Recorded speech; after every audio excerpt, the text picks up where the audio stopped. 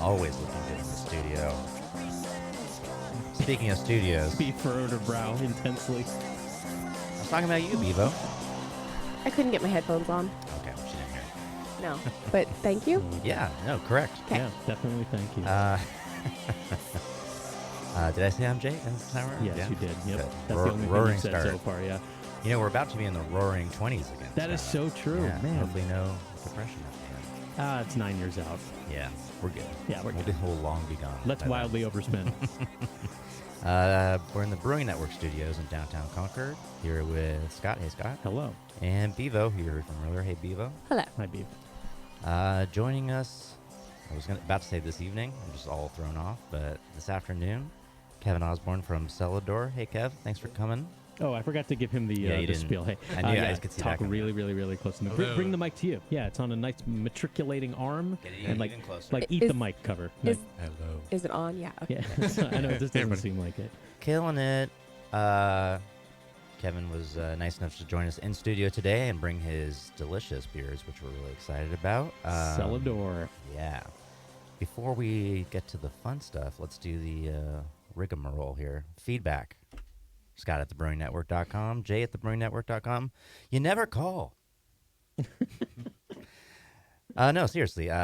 We love answering your guys' questions and interacting with the listeners. So, I'm talking to you, person who just subscribes and doesn't do anything. We don't ask a lot from you. Really So don't. send us an email. Give us a review and a rating on the Apple Podcast thing or wherever you get this. Listen live on the Brewing Network app. Just search BN Mobile in the search bar of wherever you're doing that. And did I say watching on the brewingnetwork.com/TV? You did now. Okay, cool. We're good.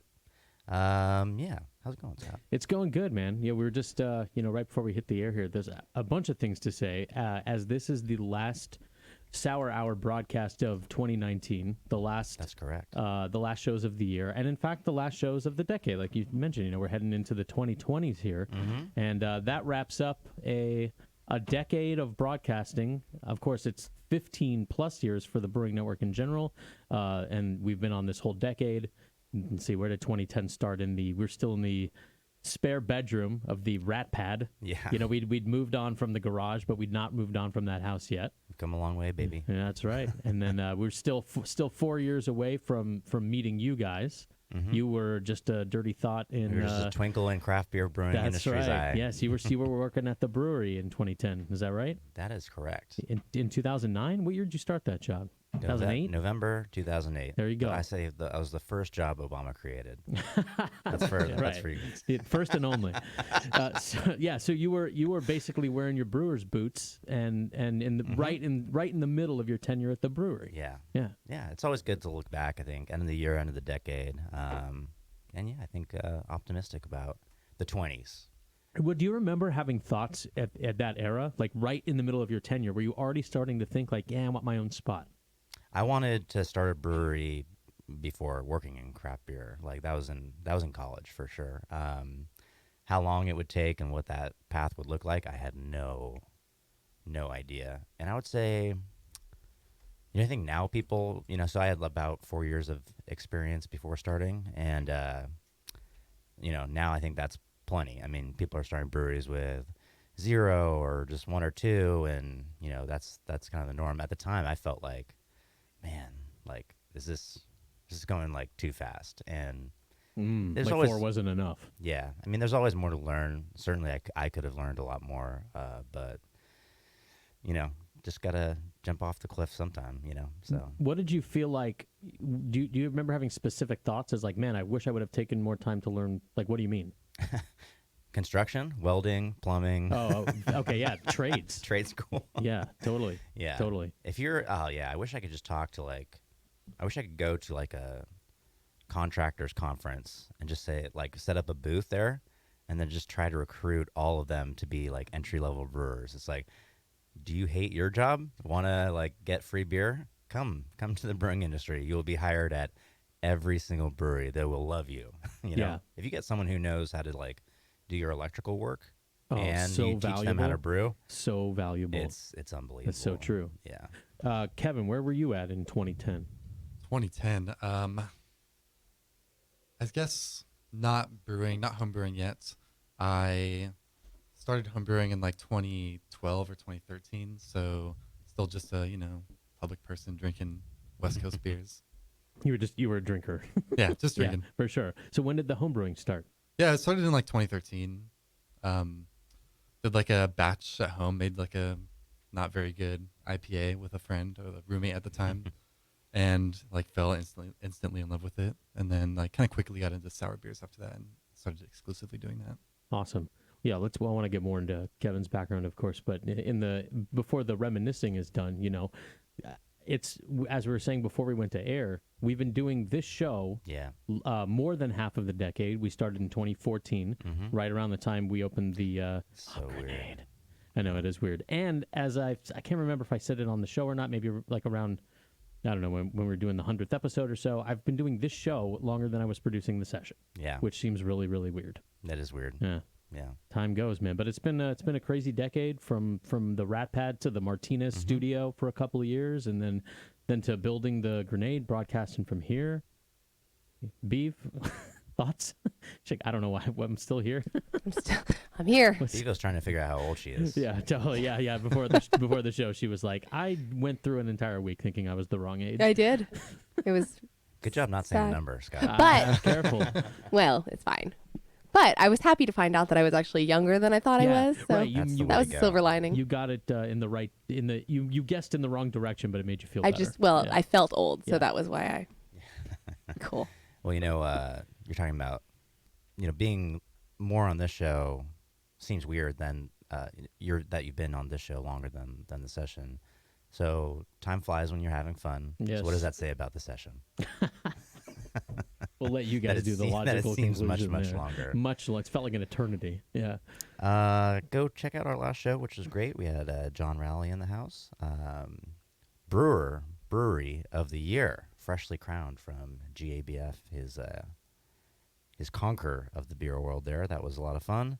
And what else is news?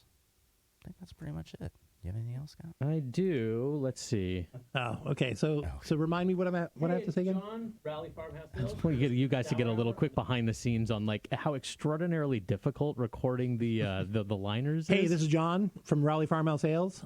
You're listening to the shit. This is hard. He's not wrong. You're done. Great job. It's a lot harder than it sounds. I guess so. That was good having John, man. Then that was it. Charisse, the Charisse and the double Charisse. Charisse. Oh, yeah. Holy moly, that beer really stuck with me. That beer was amazing. Mm-hmm. I mean, all the beers he brought were incredible, but that beer in particular was just freaking mind blowing. Yeah, I don't know if I said this on the air or off, and no pressure, Kevin, but Yeah. I think I told him it was one of the best beers I've had in like 6 months or something. Like Yep, that. I'm with you. Truly, awesome. just absolutely tremendous. Yeah. very cool. And as speaking of tremendous beer that blows your mind unexpectedly, I'd be remiss if I didn't point out that Kevin and Celador sent unannounced a package of beer. This is my first exposure to your brand, which I'm Yeah. pretty sure was brand new at the time. This has Think got to so. be back in 2015 or maybe early 2016. A case of beer of they're what 375s? Yeah, 375s. Yeah, showed up unannounced. I'd never heard of it. I'd never seen your branding before, which is gorgeous and remains gorgeous. It's kind of like watercolory. Is that fair to say? Labels. Yeah, definitely. It's like a little effeminate, like, Yeah, soft. soft. Yeah. for the most part. Yeah. But beautiful. And man, every one of them, I think it was 12 beers, 2 a beer were just outstanding. Everyone, it's like, man. And of course, It holds up. what I did was take credit, like, oh, look how good Sour Beer's gotten as a result of our show. But I'm excited that you're finally now, here we are years later, and you're on the show. Yeah, it's awesome. It definitely helps. I listened like from the beginning and learned a lot of shit from it. Awesome. awesome. It's a good way to round out the year and the decade. Agreed. What's going on with what's the 2020? What's the rare barrels? What are you guys looking forward to coming in the next year? I'm looking forward to completing this brew house installation. Yes, project. where you at on that? Our great and not at all in financial despair local utility company finally approved our increased gas meter or line that we need for the steam system we're going to be installing. So They still get to make those sort of discretionary decisions? yeah, the governor isn't fully in charge of that yet, but Rip he's trying. PG&E. Yeah.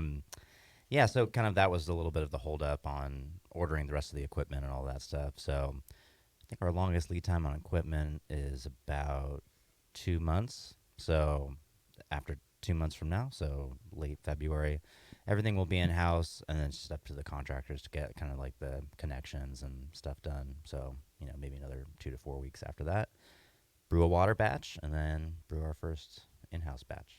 What was it just a matter of waiting for their approval? Like it was just a time thing, or were you actually thinking they weren't going to approve it? What was that process? All of the above.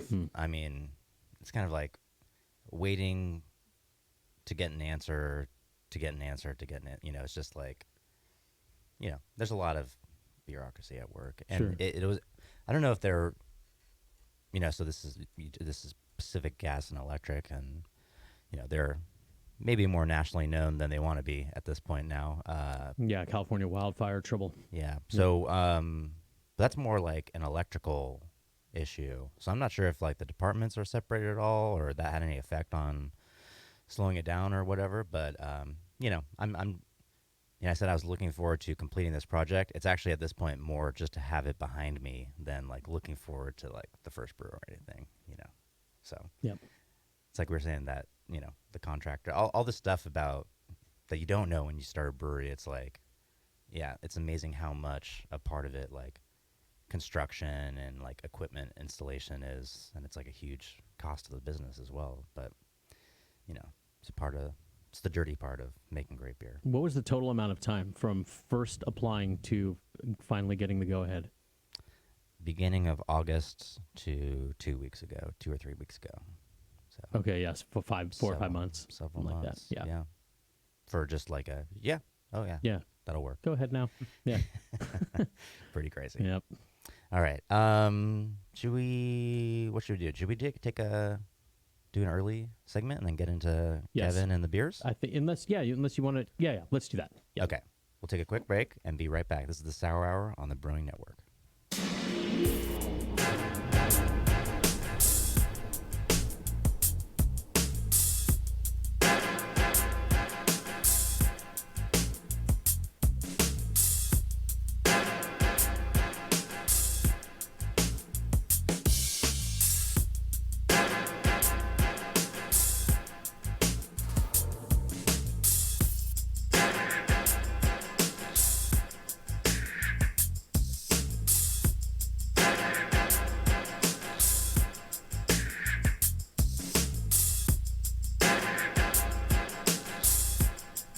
We about to put it on you right here, right now. Let you know how it goes down. And this is what it is.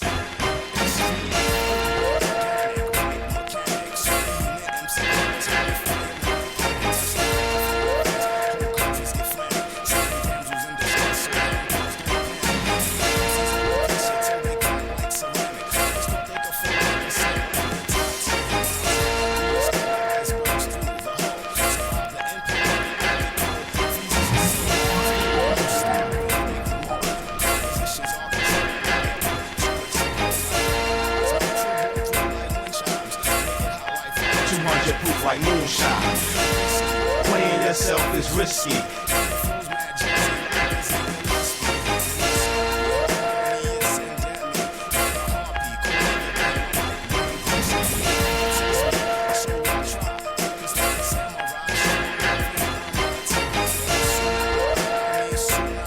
I rock it.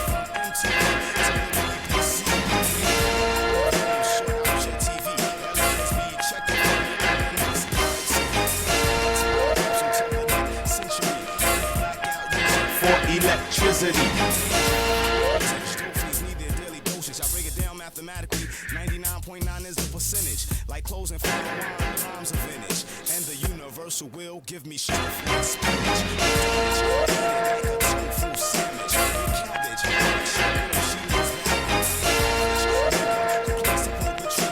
Reality's the root of the rhymes.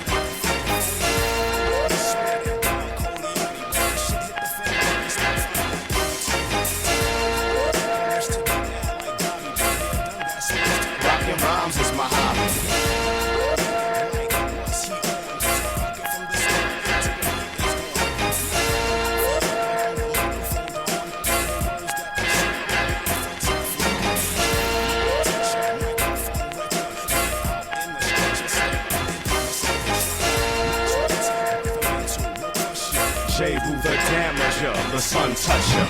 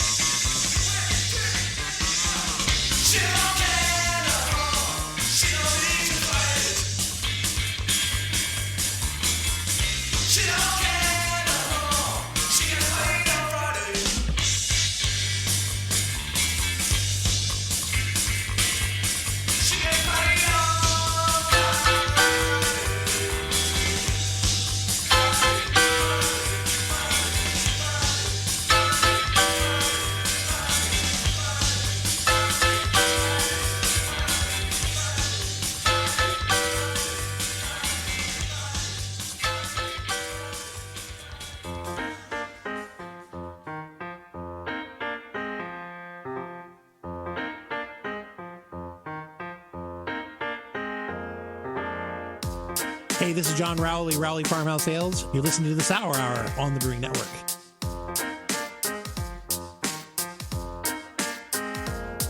Nailed it. Yeah. He's going to always want that other one, though. I love it because he said, he just like read a transcript of what he said. It's like, you're listening to shit. God damn it. Yeah, you're listening to You're shit. listening to shit. That is so true. Man, maybe we should have just kept that one. It's the most accurate liner yet. Yeah, we can clip it. Except my beer smells like farts or whatever that one was. Your fart tastes great. Yeah, your farts taste great. This is hard. You're done. Great job. It's a lot harder than it sounds. Hey, this is John from Rowley Farmhouse Sales. You're listening to the shit. There you go. The shit. Very different. I'll tell you what's not shit. Our guest. Got Kevin from Celador. Boom. It's a professional Nailed transition, it. Look at Marty. you. You're witnessing the greatest. I was recently called the best podcaster of the decade. I don't know if you know that, but By who? myself just now. Well, Kevin, I mean, we have a lot to talk about, but I think we have to address the elephant in the room, which is how big was the elephant that stepped on your hand and broke it? Yes. Kevin has a Yeah, I've Yes. got a bandage on my hand. So like it's like a splint. What do you call that thing? yeah, I don't know. Yeah, sure. Like keeps your finger Keeps the immobile. finger straight, Plus, yeah. like gauze wrapped. yeah. What happened? So I was cleaning some barrels a couple weeks ago, and had them up on like a forklift, and one of them kind of fell off the barrel, and sort of crushed my hand between another barrel, and busted my skin open. Didn't break the bone, but I got 9 stitches in my index finger. Wow. I was at the brewery by myself, so I took a lift to the ER, and was actually brewing that day, so called in some help, Wow. and got him stitched up, went back to work, Oh, filled man. some barrels, and that was 3 weeks ago. And it's the stitches are out now, but it's like not fully healed. Oh boy! Still, I know how you feel. I Bad. got the splinter. It's just Yeah. one quick. I stubbed my toe a few weeks yeah, it was ago. pretty gruesome. Was it the metal banding on the barrel that cut Honestly, I don't know. It happened so quick. I don't think it actually cut it. I think it sort of like tore open my finger, or like kind of popped it it? open. Yeah, It's like pressure. not like a Whoa. clean cut. It's like a real nasty. Oh brother! Yeah, Bevo, where are you going? You want to see it, Beavis Bevo? Just because of this? Grossed out later. Yeah, wow. And then you went back and you knocked out the batch? We knocked it out. Yeah, we actually cheated a little bit. Like ended up fermenting in our transfer tanks Oh, for yeah. a couple days. Been there. But we saved it.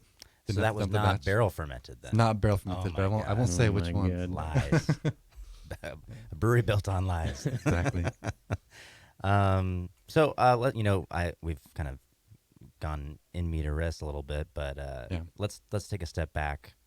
We talked a little bit about your background. Let's kind of follow that through. You started home brewing in the 13. Yeah, around 2013 2013, and fell in love with it right away, and kind of instantly had it in the back of my mind to eventually open something of my own, and wanted to have some sort of brewing experience, and got kind of quick fake experience. I worked at Golden Road actually before they sold out in the packaging line for 6 months, and then I worked an kind of internship thing at Stone Brewing in Escondido for 3 months. Was it the facility in Burbank, right?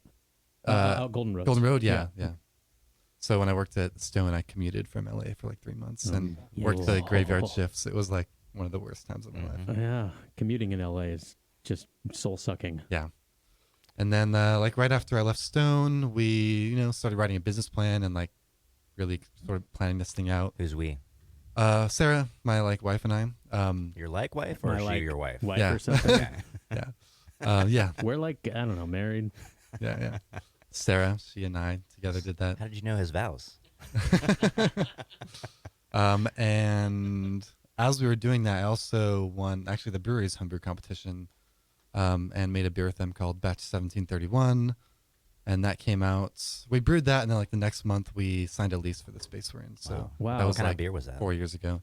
It was we called it a sort of in style a Brett IPA, Mm-hmm. multi-Brett primary fermentation, hoppy, dry hopped thing. Cool. Which tasted good for a couple months and then tasted Fell not off a very cliff. good after that. Did Just straight Band-Aids. do you remember how many entries approximately you beat out? I don't remember. It was maybe 150 if I remember Okay, correctly. wow, a lot. Yeah, no kidding. Did you look at that, winning that as kind of a sign, okay, now's the time? Yeah, I mean, if you signed a lease right away, was Yeah, that, yeah. It was definitely felt like a good thing to happen in that time frame. I think it gave me the confidence to really go forward with what we were doing. I think I was there when we did that the first time around, and I believe the beer that won was a Goose, and Yeah, I remember that. the brewer was Al Buck from East Coast Yeast, actually. yeah. So, Was that what became right. Ruse? Um, Or was it only brewed one time? I think it was just called that. Is it's the similar thing to that Kim was saying. It was a batch A number, batch number, yeah. and then Okay. it was called Goose or something Gotcha. like that, which was not a good thing to call it, but whatever. Yeah. It's before we knew better. Yeah. Awesome. So that takes us up to 20, the lease signing. Yeah, the lease signing. Yeah, so And you guys are in North Hills, which is just north of yeah, LA? it's LA City still, but in the San Fernando Valley Mhm. by Van Nuys. We're actually less than a mile from the Budweiser factory in Los Angeles. Yeah. So they're brewing your wort, I'm assuming. Yeah. Exactly. Yeah. He's I was always contracted. curious how that would go into a sour beer. Just like the macro. Yeah. Light just lager like take some macro, wort and yeah. ferment it out. Might be kind of cool. Probably would be pretty good. Yeah. Was the space what you like? Did you look for a space in a specific area, or were you like we'll We go were wherever looking the all right over space LA, is? and it just kind of happened to be that one. It's like the first place that would take us because, like, we're doing it on like a low budget and without like great personal financials. So it was like, yeah, we'll take you, and we just took it. Describe the space. It's a small space. It's like 2,700 square feet, I think. Wow. Sort of standard industrial zoning type space, and we went 2 years without a tasting room, and then about a year and a half ago, just opened a small tasting room that sort of shares a space with the brewing side. So we every week we kind of break it down and like put it back together. That's right. It's not fun. I remember being because I'm in LA pretty frequently. Yeah. My brother's got an art gallery in Hollywood, and I remember writing you this. I think it was before your tasting room was open because I was Yeah. like, "Yeah, I want to come by," and you were like, "Well, there's no buy to come to, really." Yeah, like I think I was out of town that day or something. So it's like, and then we didn't have any employees the first couple of years. Right, no, It was just and no two of us. tasting room, and so Yeah. so it was just strictly a packaging and distribution operation, or were you only selling bottles out of the space? Mostly packaging and distribution plus like a club. So we did like online sales and shipping. It's a good one. What's the name of the club in case people want to join? The club is called the Single Barrel Syndicate. Cool. And yeah, we open it up like, every September-ish. Awesome. Cool. And the reason you didn't want to open the tasting room for the first 2 years, just Mostly a financial Yeah. situation, we just kind of like had enough money just to get production going. cool. Awesome. Well, that's definitely starting, small on the small side. Yeah. But I think your brand has grown to, it's bigger than 2,700 square feet for sure. You're really well known out Yeah, there. you wouldn't necessarily know. I think that we have a pretty good reputation. But yeah, still for the first, 2.5 years, it was just the two of us. And now we've just hired our 5th employee. So we're still real small and still in the same space. Yeah. It's funny because off air, you were asking how many employees we had Yeah, at the yeah. Rare Barrel, and I said 20, and you're like, that's still pretty small. But yeah, you're, it seems reasonable. Yeah. and I was like, oh, it seems it's feels like a lot, but yeah, I mean 4 or 5, that's Yeah. very intimate. Yeah, it's for very sure. intimate. It's tight. Yeah. And is that so now you have tasting room staff? Do you have help on the production side, or is it still mostly you? It's just me, and we're about to hire. We hired one guy, and we're about to hire a second person that'll be like part-time tasting room, part-time brewery employee. Cool. Staff. Awesome. Well, you were kind enough to bring us some beers that we'll be trying throughout the show, and we have the first one open in front of us, which is, I guess the thing that sticks out the most right away is the color. I don't see a lot of beers that look like this. It's sort of like, I don't know, like Allagash white if an alien brewed it, kind of. Yeah, a little. Yeah, bit- it's kind of little like an pale. opaque, Yeah. like really, really clear. And Well, not this, clear, a little haze, but like real light. this beer is called JIA. Yeah, it's Gia. called Gia. So we do like we're just starting to do like 2 sort of core beers, and one of them is a beer we called Famille. I call it a small oat saison. It's like a table sour, and this beer is a variant of that. So Gia means family in Japanese, maybe. So like all the variants we do are just like different languages of the word family. And this one has Constellation white nectarines from a farm called Andy's Orchard in Morgan Hill, California. They're like just kind of south of San Francisco area. Yeah. They're one of My my favorite co-founder's farms. hometown. Yeah, I remember I talked about that. Their fruit is amazing. It's like some of the best fruit you'll ever have. And we did like a real soft fruiting for this. It was about a 1/2 pound per gallon. Just to kind of, like we wanted the beer to play with the fruit still. So you get some of that kind of like fruity, sweet tarty flavor from it, but it's pretty light. Yeah. What do you think of this beer, Scott? Yeah, the sweet tarty thing is what really hits home description wise. And we were in the break there. We were talking about how a bunch of many of your beers. I don't know about all, but many of your beers have that characteristic of this sour candy. It's chalky is not the right word because that sounds a little. I use that. Okay, to sure. describe it. I mean that in only the best way. Yeah, that yeah. it has a sort of chalky sour candy, like delightful in the way that sour candy is delightful, but without sweetness. But like Yeah. you get like a sensation of sweet because of the fruit, even though there's nothing sweet about this beer. That's It's like- really an a wonderful like sensory experience. That's my favorite thing to do is like try and make a beer that's like as dry as possible, but has this like sort of like perception of sweetness. This is like one of the driest beers we've ever made. It's under 0 Plato.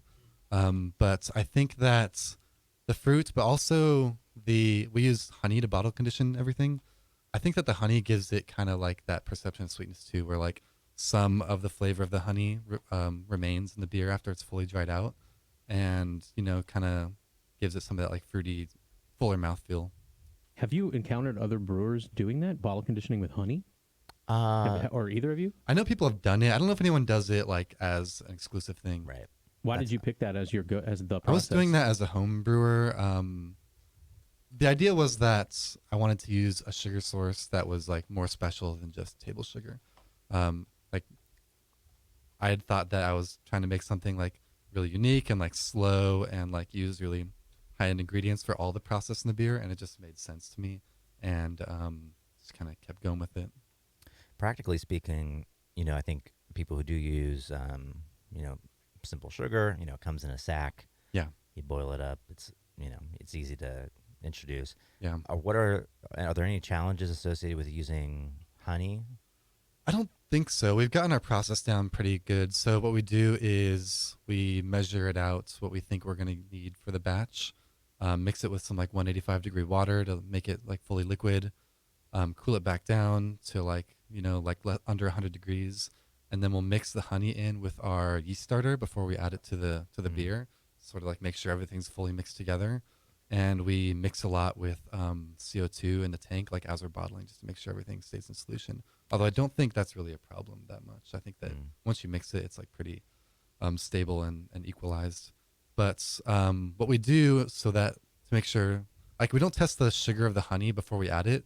So what we do is always take like gravity readings before we add the honey and gravity readings after, and just always make sure that we're getting the same difference, the same like change in gravity before we bottle. And sometimes we sort of undercut it usually, so we don't have like majorly overcarb beers, and we're, I'd say 50% of the time adding a little bit more honey to hit our actual target. Okay, interesting.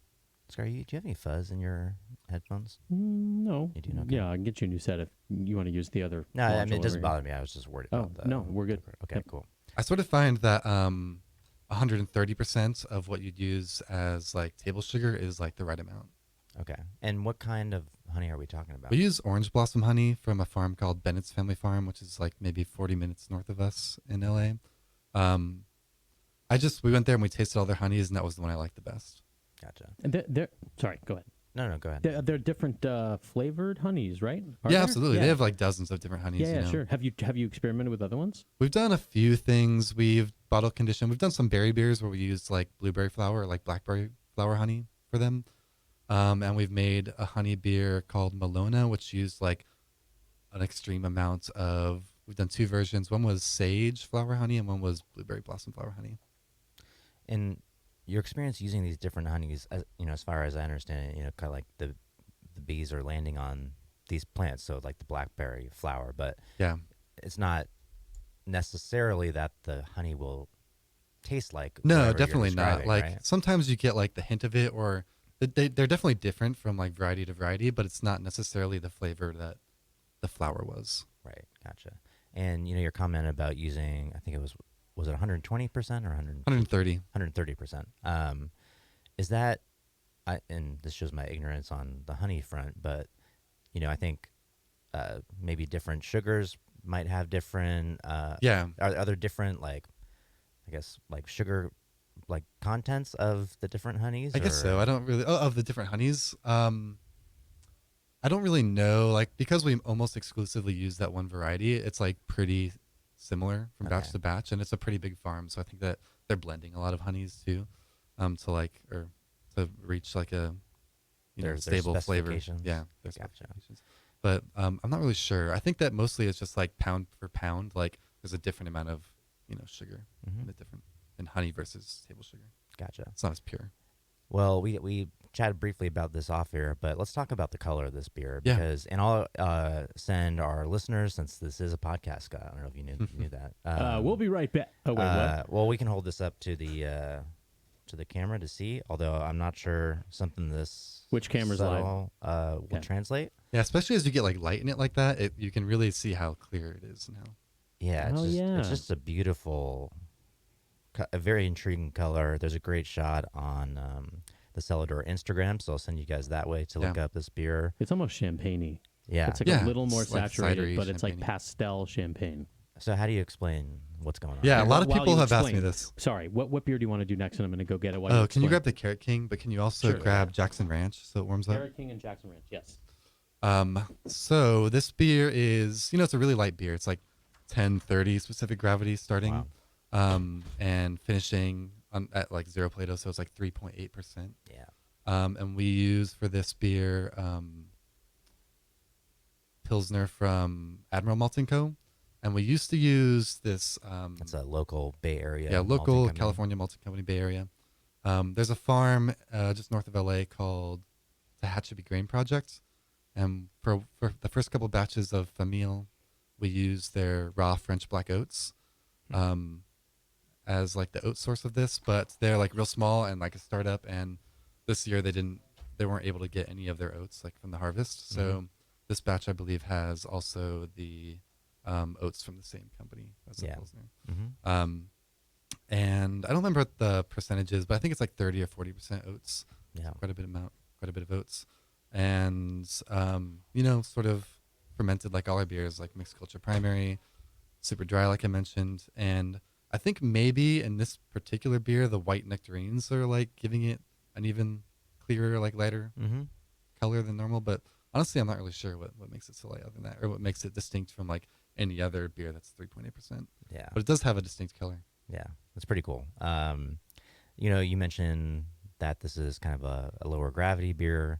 I always find that I think low gravity brewing can be especially challenging. My theory is that like the fermentation is a little problematic. Like I think there's people think about upper limits of like brewer's yeast. Yeah. 10% alcohol, 15% alcohol, whatever it's going to be. I kind of like think about the lower limit, like how is it going to go through its normal like reproduction cycle and be content? I think sometimes at the lower levels, you just get certain off flavors. So how do you what do you have any recommendations for successfully executing a low gravity beer like this to the listeners? I think that I'm not really sure about like the actual fermentation side and like what's ideal, but I think that flavor wise, you want to like build as much body in as possible. So like that's why we use a lot of oats in this beer. I think that also having it be a mixed culture that's like not going to kick up as quickly and be kind of a slower fermentation kind of helps it like act more like a normal beer. And we kind of underpitch all our beers a little bit, and I think that also helps it from like getting too dry too fast and being like kind of thin and like flabby. And why do you underpitch? I used to worry about our flavors or like our beers. Like early in our first couple months brewing, I'd like taste them all the time and like take gravity readings, and like all the sour beers we were making were like really slow to like attenuate. They like a lot of them would hit like 1020 specific gravity and then like stall for a couple weeks, and it just like scared the crap out of me. But then I realized that they always eventually finished, like no matter like how much yeast we pitched. And I was talking to some of the guys that work for Beechwood Blendery in Orange County, and they were telling me about their experiments in like pitch rates and how they'd like pitch like almost no yeast, and like they felt like that they got the best flavor out of that. So we just kind of like tried it based off their experience, and I've liked it that way too. Also, like on a small scale, and since we don't have a brew house, it's more difficult to like always have a good like prop up pitch of yeast. Sure. So like since we really keep our cultures in carboys, it's just like it's easy, like makes it easier for us on all sides. Yeah, lower target to hit for sure.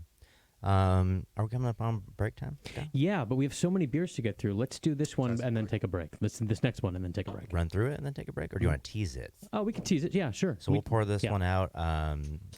This looks like an interesting carrot color beer. This is a carrot beer, yeah. So yeah, let's. Whoa, that color's I crazy. know, this is great. You'll hear all Whoa. about it after the break. This is the Sour Hour on the Brewing Network. Marty likes it. at your face when all I could see was myself looking back at me. Reflection.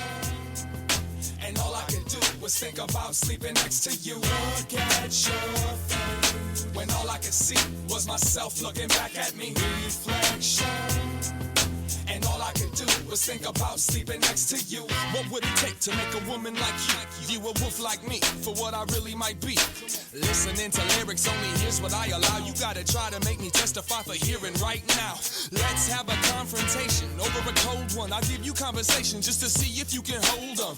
I play so dumb because I know some of these starstruck small talk art fucks is no fun. I'm the blood type that goes straight for the guns, like before you even spoke, already knew what your love's like.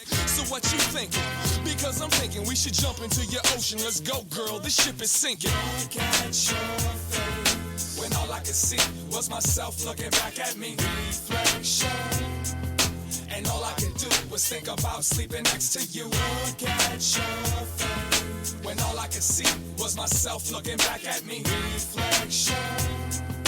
And all I could do was think about sleeping next to you. Now there's no reason to lie, I've had a lot of lovers. In my reality it's impossible to avoid it. But there's one reason for life, gotta provide some supper. Gonna build a family just to watch someone destroy it. Do you really think you wanna get to know me better? Don't you see the drama? Don't you feel the pressure? Don't get me wrong, it would be my pleasure to sing a song that could remove your shoes and your sweater. Bartender, let me get a shot of bean, cause this girl over here is trying to get me out my jeans. And she doesn't seem to believe I'm just another thief. Came to take a piece and make you stutter when you breathe. Now girl, you're too smart to be a tour mark. Set the play correct from the start with your pure heart. And when you're all alone, I sing into your phone. If you don't know the words, you can make up your own. The first time she met the devil was at First Avenue.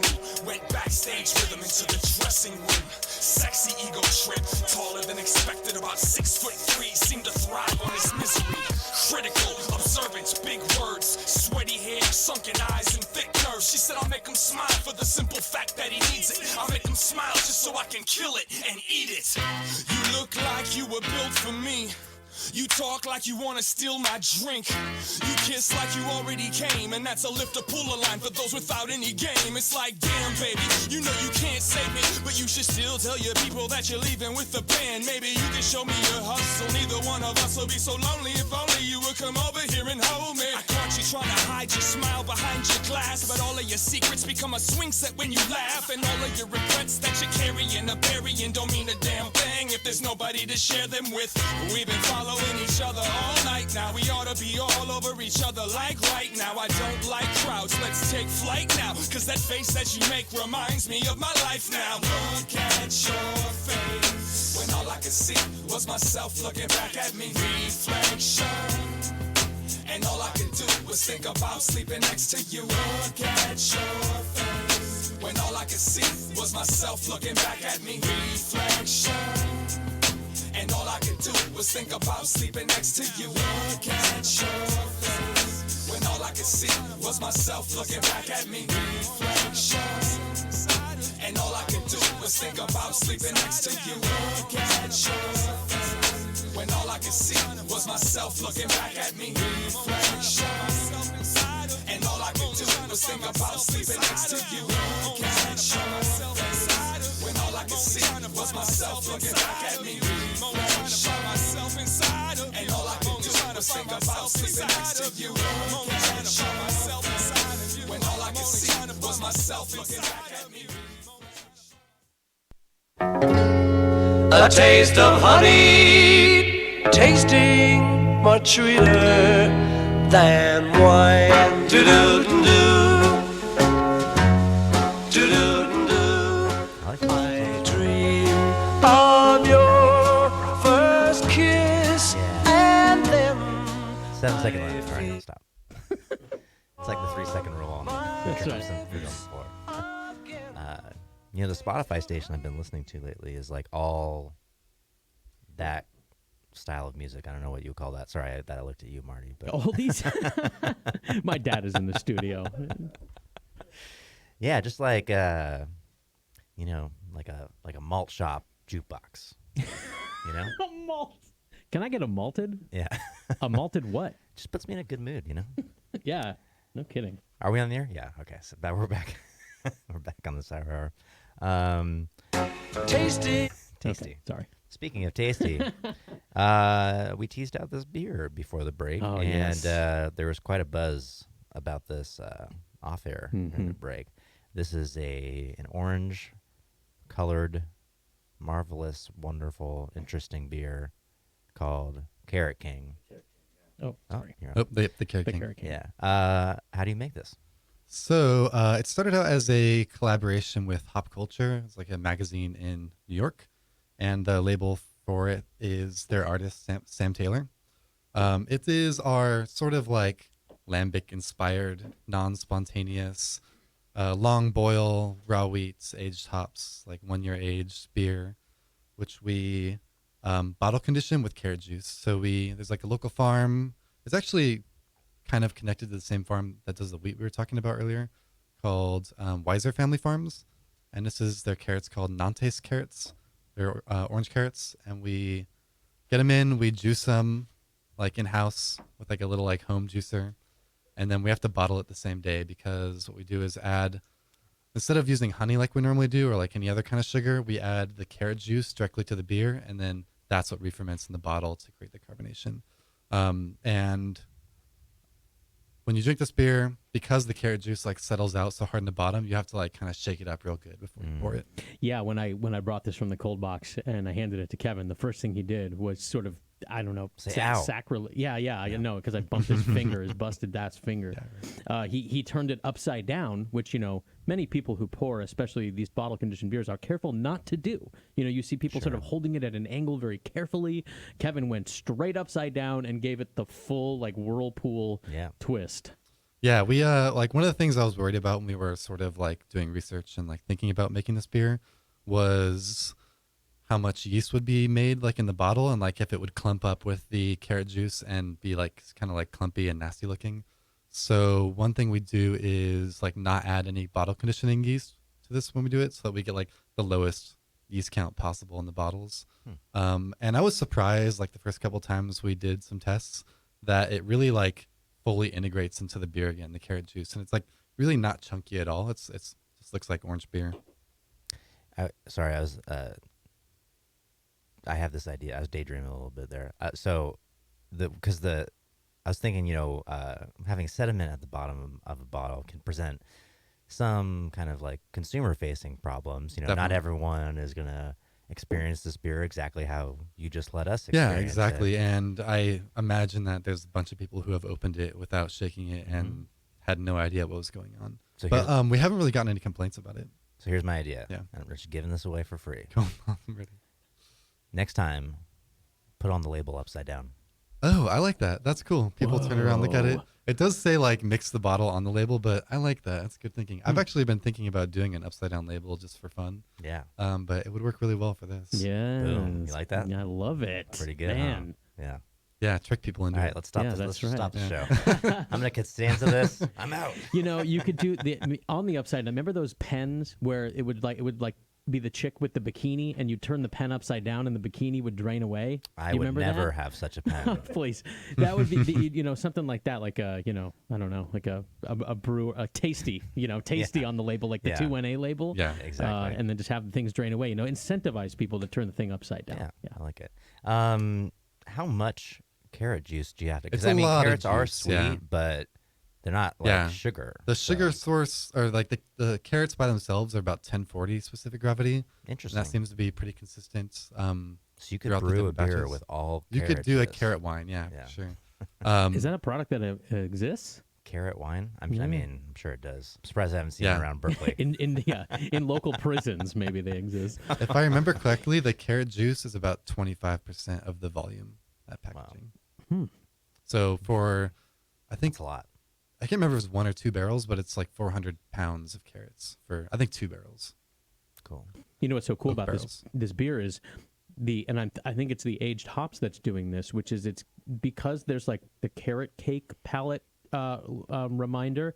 The spiciness from the aged hops comes across as carrot cake spice, like a yeah. cinnamon nutmeg thing, even Yeah, though that definitely, beer yeah. doesn't contain this. There's a lot of like weird like baking spice and like herbal notes in this, and it really like sort of changes and evolves like as you drink it, but also like from bottle to bottle. I usually get a lot of like spearmint flavor out of it. Some people have actually tried it and called it spicy, like a hot spice. Mm-hmm. Like hot spice. Really? Spice, yeah, that's what I'm. Oh, you mean heat? Like hot. heat, yeah. Wow. There's a lot going on in this beer, Yeah. but it's like for all those different descriptors that I'm trying to put myself in the listener's shoes.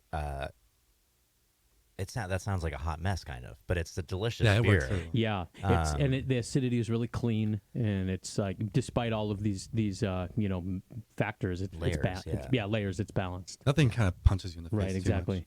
Yeah, for sure. Really wonderfully That's- done. That's Yeah. awesome. Should we conclude this show with this one, or do you want to do a different one Let's first? do a different one. I Okay, which think. one do you want? Let's grab Fleur de Masamoto. Do you want me? Okay, The orange label. Masamoto. Yeah, it's an orange label. You got it. Should you want me to read one of these listener questions and then go get that beer? What do you think, Jay? You know what I think, Scott? I think this question and all questions are brought to you by Dr. Lambic and What a his team pro. at sourbeerblog.com. Check him out. He's got a bunch of great articles on Sour Beer Blog for a great written resource devoted to teaching you how to brew and blend sour beer at home. And now the Sour Beer Blog crew is opening up a new brewery. Brandon, I'm just going to read it verbatim. Maybe in the Roaring 20s we'll change In the our Roaring notes. 20s, yeah. It's a brewery and tap room in central Pennsylvania, Mechanicsburg, I believe, if memory serves. It does. Check them out, Mellow Mink Brewing at mellowmink.com. Might have to get a phone call in with Dr. Lambic sometime to get an update. It's been a while. He's gone pro. Yep. Things are out and about. Things are rolling along. Things are and- out like the money supply. Yep. Yep, everything's out. Yeah. Yeah. So we should check back in. But yeah, let's hear this question. This is from Zach from Cincinnati. Greetings. Have you ever encountered a mixed culture so dominated by lactopedio that the IBUs needed to be raised to a level where the beer started tasting overly bitter? Are there ways to keep a mixed culture balanced other than hops? Like maybe add more pure sack bread cultures? All right, so you guys can tackle that question, and I'm going to go get the Masamoto beer. Cool. Yeah, I think for the rare barrel, and I'd love to hear your thoughts on this, Kevin. We had this exact problem, and I think a lot of sour beer brewers do. You start off, the beer's not sour enough. Year 2 or 3, beer gets more sour than you want. Year 4, 5, 6, you correct it with, a combination of a few things. Increasing the hopping rate being one, having a Saccharomyces or Brettanomyces primary fermentation that ferments to a lower gravity without PDO and lacto, so there's less sugar for it to acidify. And then third for us, and if you're barrel aging, we changed our barrel cleaning procedures to really just kill absolutely everything in there, where sometimes we wanted to encourage the things that were living still in the oak to influence future beers that made the beer a little bit more sour. So those would be my 3 recommendations. I'm not sure if this is a home brewer or professional brewer, so the oak barrel may or may not be an issue, but have you guys ran into... Oh, but I didn't actually address the hop bitterness part of that. So I don't know. I maybe like a lot of craft beer drinkers, I have a pretty high tolerance for bitterness. I feel like I think the amount of bitterness we're talking about in these beers, 25 to 35 IBU, something like that, is not a bitter beer to me. And especially in a beer that's going to age, I feel like IBU, or at least I don't know if the calculated or measured IBU goes down, but the perception to me at least definitely goes down over time. So haven't really run into that issue. And if I did, I would just say if I had a beer that was too bitter, I would say let's age it longer. And I think those beers actually withstand the adverse effects of long aging better than a beer that is less hop. But Kevin, maybe you could comment on what's... Yeah, I totally agree about like all those things. I really like our beers best like in the 30ish IBU range. I think that kind of hones in the acidity a lot, but also still gets you a little bit of acidity from the microbes. At least if you're using like not stuff that's like lab fresh, or else it'll just like die right away. But we also like our mixed cultures that we keep in carboys. We'll use that hoppy wort as like the top off wort for those. And I think that helps like sort of always keep the bitterness high and like the bacteria in check. Sure. And I also agree that like at 30-ish IBUs or even 40, like once the beer is 6 months old, the perception isn't 30 or 40 IBUs. But I think that that bitterness really adds to the perception of mouthfeel, like in the overall beer. I think if you have a beer with 0 IBUs, like it's going to feel flabby, and a sour beer started at 30, 6 months in, isn't going to taste bitter really, but it's going to taste fuller. And I think that like even if you went like 70 or 80 IBUs, like you can make a good sour beer and it wouldn't be too bitter. Yeah, I mean, one of my favorite new projects we've been working on is sending essentially like dry hopped hazy IPA to barrel with mixed culture for long-term aging. It turns into like just beautiful beer. Now that's not like the most bitter style, but I mean, there's a lot of hop. Yeah, there's some beers that Highland Park Brewery in LA has made, which were started out as hazy IPAs, but they didn't really like the fermentation character of. They put it in barrels with mixed cultures, and they're like beautiful sour beers after a couple months. Just amazing aromatics and Yeah, really fruity. yeah, I think I've spoke about this on the show before, but you know, we have at times, you know, done sour beers. We bring them to tank right before packaging. We'll do a new dry hop edition and then package it. I actually prefer the beers that kind of go through a normal Saccharomyces for clean fermentation, get dry hopped like they're about to come out, you know, next week. But instead of being released, they go to oak barrels for aging, bring them back and package them. No second dry hop, tons of hop aromatic flavor, but nuanced enough to be different than an IPA. It's these just kind of crazy aromas that you get from mixed culture fermentation. I also think that with mixed culture primary fermentations, it's important to have like a healthy yeast, like as you're doing your primary fermentation. Whenever we've done stuff that was like, you know, barrel dregs, that was like older, at least a couple months old yeast in a barrel, it takes like multiple days to like kick off the primary fermentation, and I never ever like how the beer turns out, and they get way more acidic. So I'd say like we always try and have our mixed culture carboys topped with beer like a week or two before we're going to pitch them into barrels. Gotcha. Cool. So hopefully that answers. What was his name? That was Zach from Cincinnati. Thank you for the email, Zach. We Thanks, appreciate Zach. it a lot. Yeah, and all you listeners, all you lazy listeners, Yeah, bums. just subscribe. Thank you for subscribing, and don't do anything else. Write us an email. There you go. Ask us a question. We love, and you'll hear your name on the air. Maybe we'll make Yes. fun of you. Who knows? So we're gonna do our show break in a little bit, but before we do that, we're gonna get to one last beer, which is Fleur de. I don't recognize this name. Masamoto? What? Yeah. I've never heard of that. What is that? So tell us about this one. Yeah, this is our collaboration with Homage Brewing. This is actually the third batch of it we've done. And what we do is come together, like blend some of our barrels together, and then we split those. We combine the beers together, split them, and then we fruit the beer separately at our facilities with our own mixed cultures, and we bottle them separately and release them as a sort of a co-branded collaboration. And it's kind of fun. What we did, like with the label design, is we sent our two artists the exact same like description of what we wanted, and they have like completely different vibes. But yeah, Masamoto is a farm in Central California, in just south of Fresno, I think. And they're like really special to me. We have a really close relationship with the farmer, David Masamoto, and we make probably a dozen different beers every year with their fruits, and go up once a year. We actually go up and pick some of the fruit there with them too, and that fruit that we pick always goes into this beer. What else are they growing? They only grow peaches and Oh, that's it? Yeah, Okay. and actually just for the first time this year, they have some apricots. So we made the first apricot beer with them this year too. And the variety in this beer is the Grand Nectarines, which is like my favorite variety from them. Yeah, we've got some too. Yeah.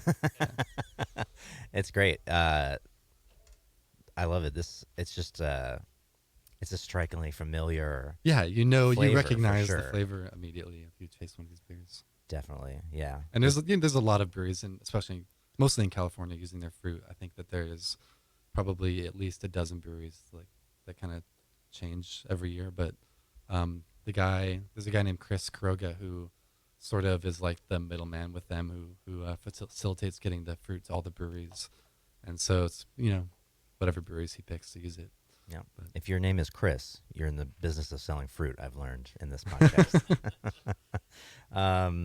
Yeah, it's an interesting thing. I mean, I think you guys do a really good job of giving shout outs to all the farms and the agricultural side of things Yeah, I think it's that you really work with. important. But at the same time, in the brewing industry, we've talked to other guests on this show that are like, I'm not going to tell you where I got these, this fruit. Super, like super to special. your point about, let's see, what were we talking about? It was one of I think it was the oats from It's the a first hatchet beer bean. that they didn't have, like a good harvest or something like Mhm. that. But it's also a possibility that if Someone you're a else comes brewer, yeah, and you kind of start promoting these farms that other brewers will kind of buy more, and then you won't Yeah. get any. So how do you, I guess, from a philosophical standpoint, approach that issue? I don't know. I think like with all things, I like try not to take it too seriously and like value like companionship and like working together with people above, being an asshole. But I haven't learned that lesson yet. Yeah, go back But, and listen like, to the episodes where someone doesn't share it, and you'll know Kevin right. thinks that guy is an asshole. oh no, that's not, no. I'm just joking. But like to be honest, like we just have a really close relationship with these farms and with Chris, and we know that they're always gonna hook us up with whatever we want. For sure. That's great. This beer, obviously it's terrific. The nectarines come through and they're beautiful. It does have the sort of cellador house flavor, if you want to call it that, Yeah. going on because the sweetheart thing we talked about earlier, presumably because of the honey. Yeah, I think that there's fermentation. some of that flavor in some of our like base beers too, but I think that a lot of it comes from the honey, and I guess who really knows, but yeah. Well, so I wonder, have you do you still have some of your first batches in fridges, and are you still Yeah. opening stuff that's years old at this point? Yeah, every once in a while. Are you? How's it holding up? I guess, and is the honey re-fermentation playing a factor in flavors years down the road? I don't know. I haven't really noticed it or tried stuff enough recently. I don't have good data on that. Fair enough. I mean, you're only we're coming up on 4 Yeah. years. This is not very long. Yeah, fair enough. There's something going on. But I there. do Soccer game. distinctly remember like those flavors always being present like from the beginning. Mm. So I don't really know how they're holding up in the bottle. I think if you're talking specifically about that, like Sweet. chalky, sour, Mhm. sweet tart kind of thing. Yeah. I first noticed it when we got at the Rare Barrel. A particular mixed culture that I'll just say was sort of born from Belgian goose that we propped up. That's the first time it got introduced into the brewery, and it is just strictly associated with that mixed culture now. Okay. That makes sense to me. Which is, it makes sense, but I also can't explain it at all. Exactly. Yeah, I don't know what the answer is, but you like make these inferences, but who really knows? Magic bugs, man. Yeah. Yeah, how does it make like a chalky Yeah, flavor? right. I don't know. But it does. Are you, and you've only used it in a few different beers, No, right? it's everywhere now. Oh, it is. Yeah. Okay. For sure. So it's pretty prevalent throughout our beers. There you go. How are we doing on time? We're about ready for a show break if we're done with this beer. I wanted to ask just one more short question. I noticed on the side of this bottle that there's some writing, like like handwritten. blend number and Oh yeah, bottled. I saw that. And It's from July. boy, I mean, looks nice on one bottle, but how many of these? That seems like a pain in the ass. It's not ideal, and it's something that we sort of like played on and off with. There's like a practical like business side to all this, and like printing labels like in really small amounts like doesn't really always make sense. Yeah. And it's, like this beer, for like a couple different reasons, we're limited in how much we can make of it every year, and so having to print just a couple hundred labels, if we know we're going to do it again next year, we'll just like print a bigger batch without the what's written on the bottle is the blend number and the bottling date. Yeah. And like in theory, you could say, oh, we'll just like look forward and print the next bottling date, but like it never ever works out that way. The Sure. bottling date would be multiple months off. So it's not something I do very often anymore. But yeah, these bottles are all like handwritten by Sarah. And how many by bottles? by his wife. How many bottles were in this? Like for this particular? Beer? About 500. Okay. Okay. It's not So not crazy. so bad, but that's Got to put on the audiobook for that. That's right. Yeah, and you got to have content absorption while you do the tedium. Forgive me if I missed it. How many barrels did you guys do last year for context? Like our brewery, Ish, yeah. 400. Okay. There you go. Yes. That's a lot coming from a space that small, Yeah, especially from this style of beer. yeah. We for like the space we have and the amount of barrels, we pump it out pretty quick. And you can find your beer on tap around LA? Yeah, definitely. On tap at a lot of bars in LA, and sort of intermittently throughout all of California, and bottles all over the place also. Yes, we do carry it here. And on our website. Earmuffs, Jay, at the Hop Grenade. You will find Celador bottles. Wearing And headphones. the, And earmuff. the occasional, man, I don't know if we've had it on tap yet. I don't know either, but yeah, I'm Really? sure that at some point it'll be on tap. Yeah. I At feel this like bar I've- called I the Hop feel Grenade. I feel like I've Yeah, seen it. we might have. If I might have missed it because it probably went really quickly. But yeah, I'm pretty consistently in recent months. I'm seeing your bottles, which is great. Yeah. Yeah, at my specific direction. I was like, whenever they're available, please grab stuff. So your website is CeladorAles.com. okay, and you can if you want to sign up for. You do like We once have a wait list on our year? website Okay. for the membership, and then we almost always have a couple bottles up there, and we ship within California. There you go. How many years have we been doing this, Scott? 6 and Okay. change. Usually I leave that question for the end of the second show. I know, Oh. but yeah, you're right. Okay, So, you're right. You're just- right. Sorry, just- I'll cut it out in post, and you can ask again. No, after the no. second show. Okay. And thankfully, Marty had already asked it, so I knew all the answers. Oh, So there it was you go. great. Off air. The off-air Marty comments. Speaking of the second show, which exists, Scott, we're going to keep Kevin a little longer. He's been gracious enough to share his time and his beer, so we thank him for that. Thanks to Scott and Bevo for being here. You're welcome on her behalf. Yeah. Thanks to all the listeners, all the sponsors of the show. We really appreciate all of you. Until next time, stay sour.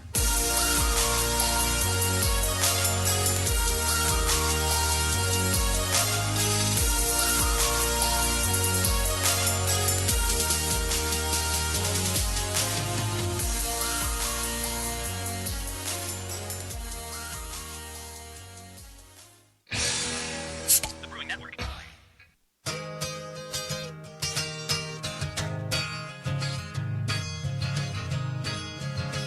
I'm looking through you. Where did you go? I thought I knew you. What did I know? You don't look different, but you have. Spend all your time listening to all the And shows. email us once a week with questions and leave a 5-star review with a long and funny review. That's all we ask. Yeah, It's not- that's it, and you get this whole show for free. So get it together, guys. Come on, man. Come on. And thanks for listening. So, yeah, I'm getting angry at the tops now. Yeah, it's berating the audience is the number one rule of podcasting. number make one. sure you berate So I'm them. podcaster of the decade, Scott. Self-appointed. Yep. We've got some more beer open. This is a really interesting beer. Like I probably could say that about every beer we've opened so far. But this is Peche what? Peche Fumé. Peche Fumé. Oh, double E on the Fumé. Fumé. It's French, Fancy as Oh, I know. I was just feigning ignorance, so I would be more relatable to smoked the peaches. audience. Typical American ignorance. This beer is crazy. Tell us what is going on. Yeah, here. so this is a smoked peach beer. Like we mentioned earlier, like we're a real small team, and we get lots and lots of fruit every year. So we often just have friends and like club members in helping us cut. And we like did a barbecue for them once, and at the end of it, like cut open some peaches because we were processing peaches, threw some on the barbecue, and just ate them. And like I thought it was a really really cool flavor, and it sort of inspired this beer. So the next season we got a bunch of peaches, and we also got a bunch of peach wood. It wasn't from the same farm; it was from a different farm. And we used about half of the peaches smoked in like a hot smoker for like maybe 30 minutes, and half of them we like burnt to a crisp like on an open fire grill with the same wood. And we added that all into a blend of, I think it was like 1 barrel of like red sour that was in whiskey barrels, and 1 like sort of like blonde mixed culture saison base, and aged it for a couple months and bottle conditioned it. And this was our last club beer of 2018. So it's about a year in the bottle. Yeah, see on it, it's a single barrel syndicate release, and this is a nice label as well. What went into like the decision to go burnt on the peaches rather than Just more smoked? smoked or roasted or whatever? Probably because the inspiration was from like burning the peaches in the beginning, and I just like really really love burnt foods, like burnt pizza crust or like burnt anything, and I thought that would be a fun component to it. You know, I know that's a thing. Like my mom loves that. I do not. Where's your palate at for burn things, Jay? Well, I'm a great chef, so I don't burn. No, I just Oh, I'm a terrible chef, and I burn things a lot. Oh, you learn to love. What's up? I lost all sound. I thought you turned me off. Oh no. Oh, You're- there we go. I just unplugged myself. Do you like burn things? I do. You do. See, yeah. It's Yeah. some Yeah, people's- I also like burnt You things. do, Yeah. man. You guys are crazy. No, I mean, amazing. but like, there's a hard line on toast. Burned toast is inedible. It's pretty bad. Yeah, that's true. Really? What is? But the- like pizza crust that's like black is like the best thing ever. So good. Round table pizza, they like go over like the crust bump with the cheese, and it goes over, and then the cheese burns on the bottom. Yeah. Oh, that's Is the it- best. is Slightly burned grilled cheese sandwiches also Yes. so good. So a little char makes sense to me, but the like black burn thing doesn't. Like meat too, like a little like crispy outside. Yeah, of course. Yes, the seared outside. Yes, but not cheese and burned. meat. Cheese and meat. If it's black, it's great. Hmm, Yeah. man. Okay. I Well, mean, the whole thing is black. No, I like burned marshmallows too. so are Yeah, you the the person inside's still good. that My t- marshmallow torches catches on it? fire, Yeah, and then yeah. I blow it out, and then I Right. eat it. yeah. It's If you getting go well like done. on our Instagram, like back to December 2018, you can see some like videos of us, burning the shit out of them. I mean, when I was at the brewery, we made a beer called Autumn Maple. She's probably a little bit before that because it was bottled in December, so it would have been like August or September, probably August.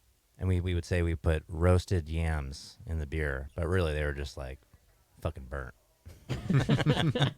That's like throw them in the mash tun and like mash them all up. But that was a huge pain in the That's ass. cool.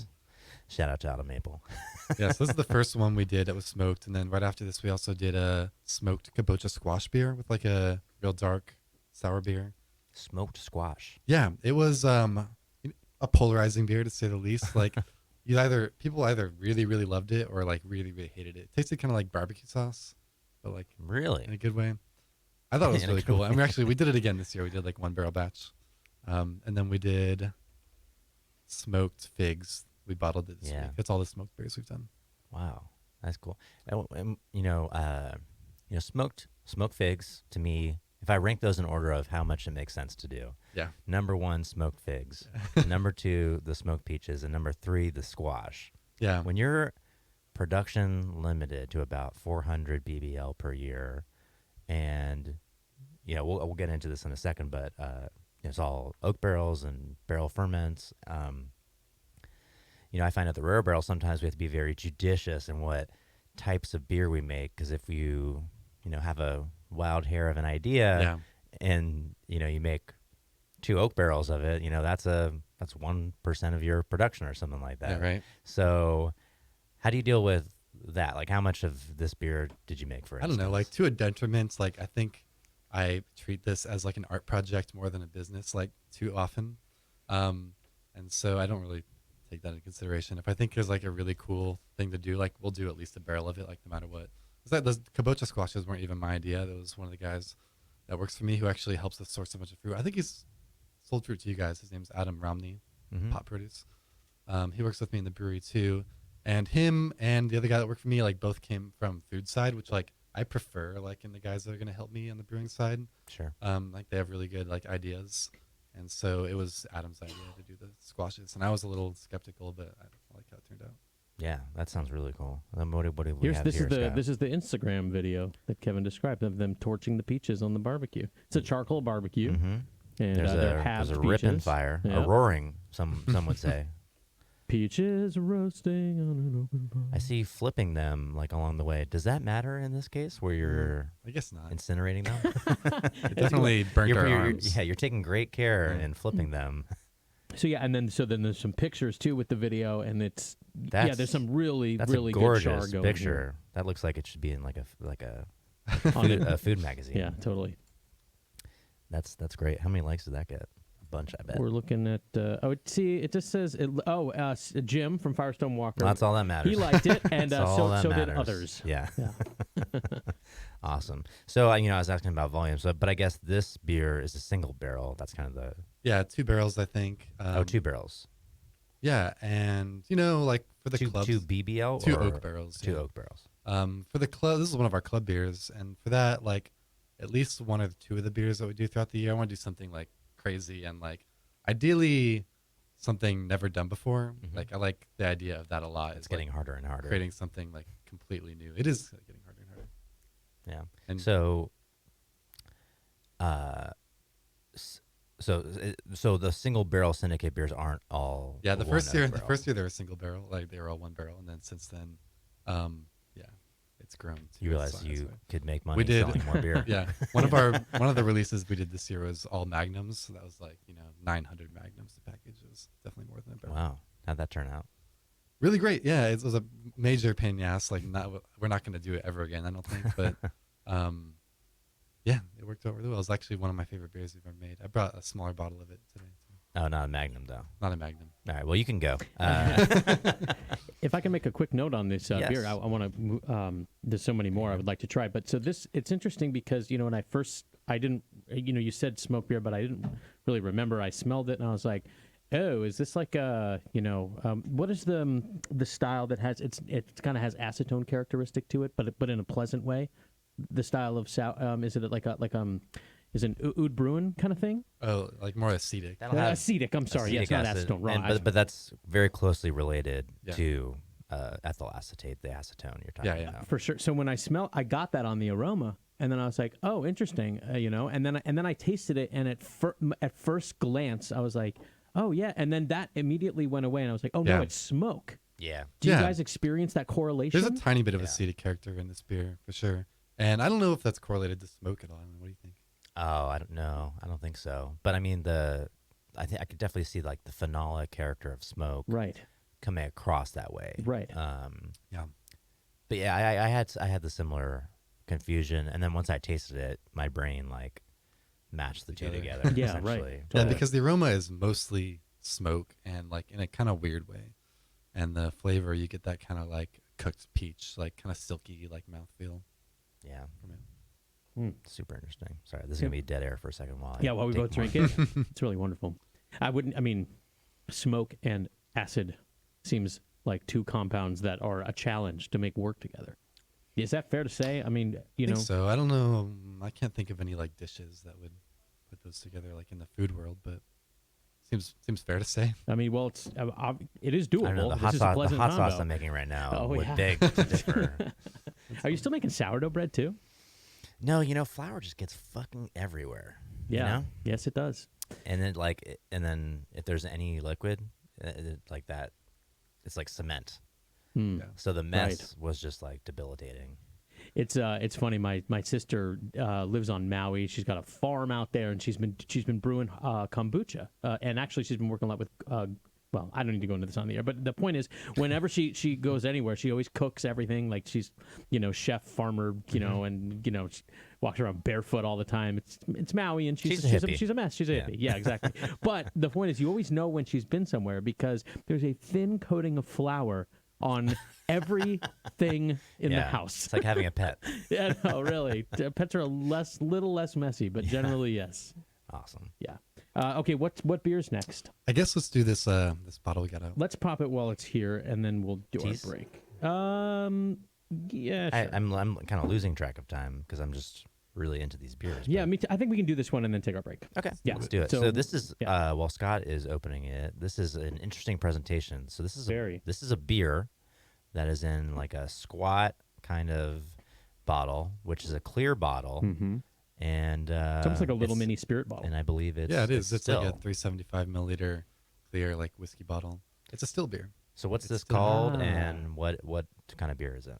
We call it Jackson Ranch. It's sort of like loosely named off my dog Jackson, but I also wanted a name that kind of like evoked whiskey. It reminded me of like Rowan's Creek or something like that. Yeah. And it's a red, like a rye based red beer that was aged in second use whiskey barrels for 8 months. And then we did a blend of 2 barrels, and then we split that blend back into 2 fresh whiskey barrels for 8 more months.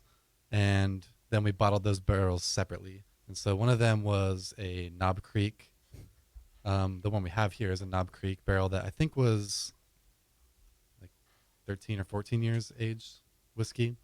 And the other one was a High West double rye barrel, which is like 9 or 10 years old. Wow. Whiskey.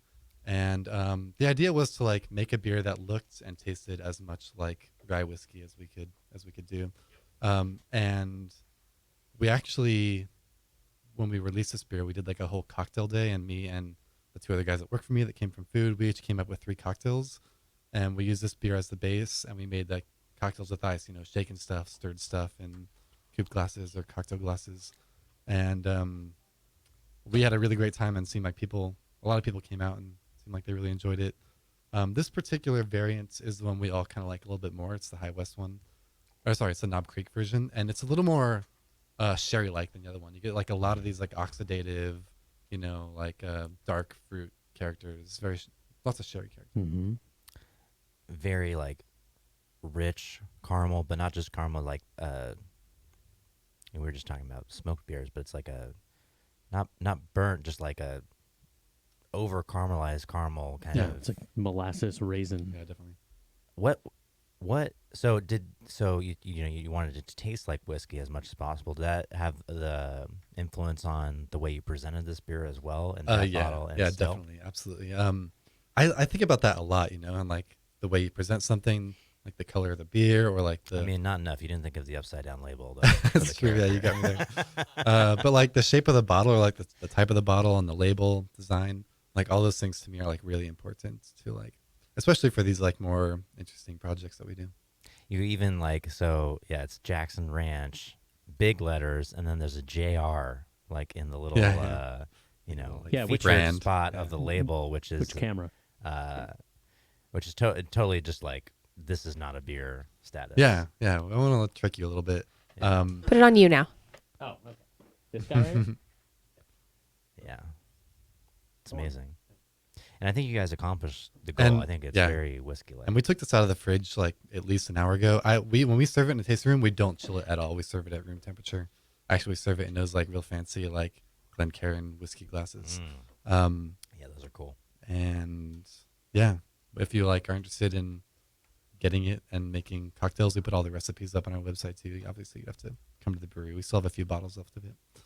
But yeah, it was a real fun project. Did you come? Yes. You came to get the whiskey? Yeah, Bevo's in on this one. Wow. It's Let's all stop and. Yeah, everyone watch Beef sip. This is like a rare moment. Yeah, it's got acidic character for sure. Yeah. You like it? Yummy. Great. Yay. That's like 10 GABF medals right there. Bevo getting up and walking in to try a beer. That's the award everyone really wants. Honored. Yeah, I've never seen it myself in the wild. It very rarely. Have you guys ever done a still beer? We just did. We do this thing for our club. Any member who's been in the club for 5 years will do like an additional kind of allocated beer.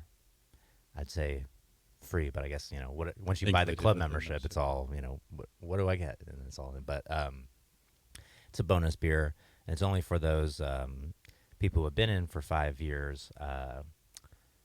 And it's called, the first year we did it was last year. It's called We Are Because of You. And it worked out really well because we made our spontaneous beer, and our idea was to do it served still in the bottle, and it worked out where we just called the second year beer We Are Still Because of You. And Nice. it worked out great. And lambic is a style that can be served still, so that was pretty cool. But it was in our regular bottle. One thing that concerned me about doing that was the stability of that beer. Have you seen, how old is this beer? Have you seen any changes? You serve it at ambient temp, but do you store it at ambient temp, or how does that all work? We stored it at ambient temp. It's been in bottles for maybe 5 or 6 months.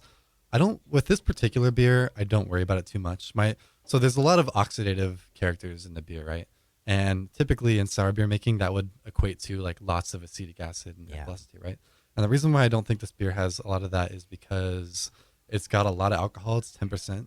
And also it's got a lot of like dark malts. And so I think anything alive in it is dead. And so anything alive in it is dead. That's really deep. Interesting. That's right. That's not the right way to say that. Anything that could be alive in it is dead. Yeah. Like all the yeast that was there, not living anymore. And so instead Murder. of turning into like acetic acid, you actually can get these like sherry type notes and like Yeah. oxidative notes in the sour beer. And because of that, because it's already oxidated, I don't worry too much about oxygen.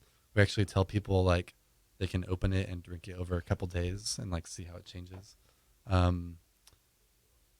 If it was like a younger, lighter beer, I might worry more about it. But yeah, And this is just like sort of a random question, but so with the, and I don't know if I mentioned this before, but there's like a cork, removable and replaceable cork stopper on top. Right.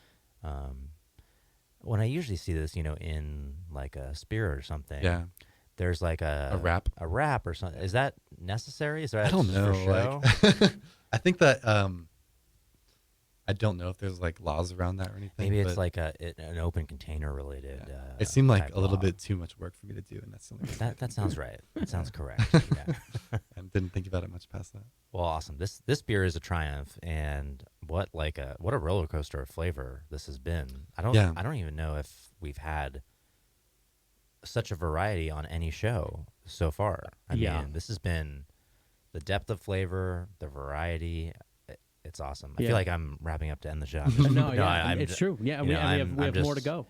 I was compelled to say that. Yeah, so. you're right. You're right. It has been a roller coaster, and of flavors that like are not, you don't think of them melding. That's not the first thing that comes to mind.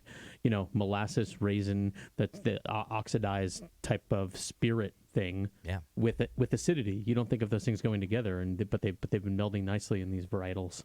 Yeah, I'm gonna continue to talk like Kevin's not here. I think what he said about this being an art project, I'm feeling that. I'm feeling that going through this tasting. So it's really quite. I mean, something. as a consumer that doesn't have to make any numbers for the art project work, it's freaking wonderful. Sure. Yeah. Yeah, right. It's great. That would be amazing. That's like the goal, is like do anything without regard to what it costs. Right. Every brewer's goal, that's and called a hobby. yeah. every pro brewer's goal is to realize they made a huge mistake and go back to home brewing. Exactly. Yeah. But I mean, it is interesting. And I know we need to get to a break, but it's like I guess like in a lot of fields where there's a way to do things that's like 100% legit and unimpeachable. Sorry, hot topic. That's just like here. This is like, oh, you're really staying like true to the game and everything. And then there's like 0%, which is like selling out completely and being corporate and all that stuff. Right. And every brewer has their threshold on either side. Yeah. But the closer you can get to just like I'll say just don't give a fuck that's the dream. that is a dream. Like really, I'm very, very, very much like want to give thanks to like the people that support us too, because like we can only do it because they take the risk to like spend this 375 milliliter bottle is like $25. So like they take the risk as to it should be. Yeah, they take the risk to spend the money on it and like support us and like I really am grateful for that. Yeah. And just actually just thinking on that note, how expensive the beer is, which I think is that's worth it for sure. But to that end, I appreciate that you guys do these cocktails and post the recipes. I like the taste of whiskey, so I can just have it straight. I would encourage people to enjoy this. Make a cocktail with it. No. I'd No? say without doing the cocktail. Oh, Not to go against what you guys have posted. Oh, yeah. But I think there's so much to experience with this that, because I mean, making you don't make cocktails with like the best whiskey in the world, Yeah, right? I know. Can I get a Grey Goose with orange juice? Like, Yeah, and to okay. that point, like the beer wasn't made to be like blended. It's something fun that we did. Like Yeah. it's made to be experienced the way it is. And I would recommend people Okay. do that Yep. for sure. All right, break time. Yes. Let's take a break. This is the Sour Hour, I think. Yeah, still. Yeah, on Is the it? Brewing Network.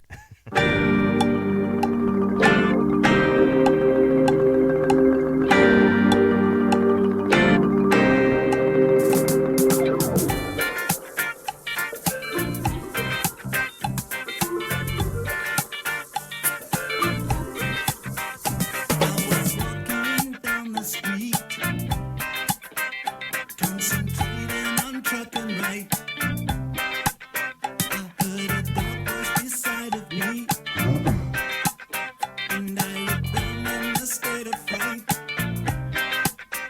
saw four faces, one mad, a brother from the gutter.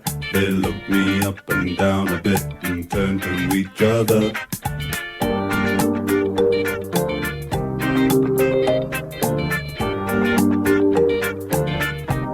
I say I don't like cricket. I love it.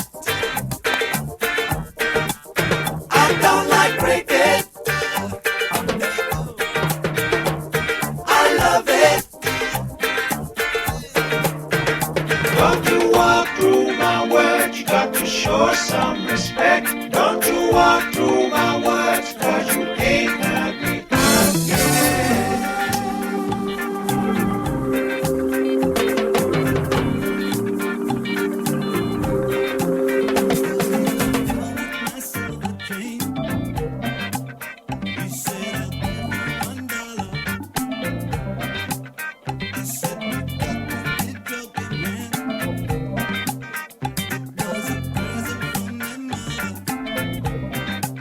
He said, I like it, I want it, I'll take it off your hands and you'll be sorry. You cross me, you better understand that you're alone. A long way from home. And I say I don't like reggae. I love it. I don't like reggae. I love it. Don't you quack me style. Don't you queer me bitch. Don't you walk through my words, cause you ain't heard me.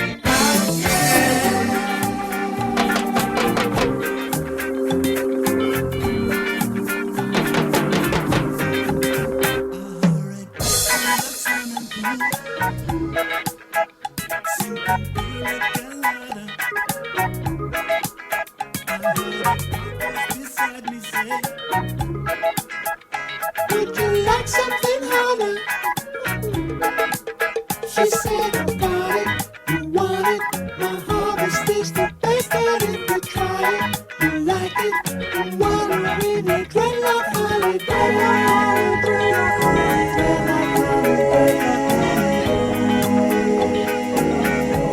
And I say, don't like Jamaica. I love her.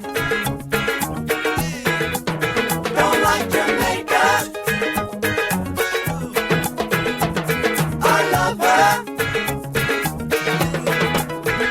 Don't you walk through her words, you got to show some respect. Don't you walk through her words, cause you ain't heard her out yet.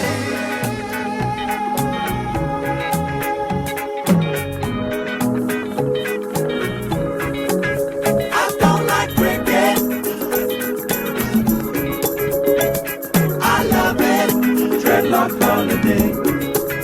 I don't like reggae. I love it. Dreadlock holiday. Don't like Jamaica.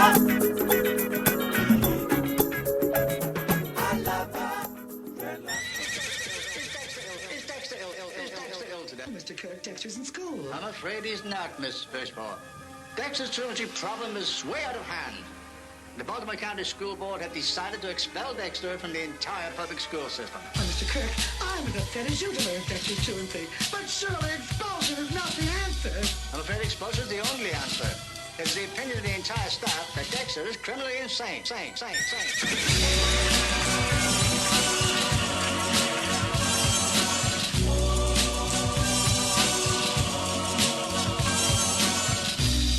That boy needs therapy. Psychosomatic. That boy needs therapy. Psychosomatic. That boy needs therapy. Lie down on the couch. What does that mean? You're a nut. You're crazy in the coconut. What does that mean? That boy needs therapy. I'm gonna kill you. That boy needs therapy. Granny Kazoo, let's have it, Chief. Now when I count three. That boy needs therapy. He was white as a sheet. And he also made false teeth.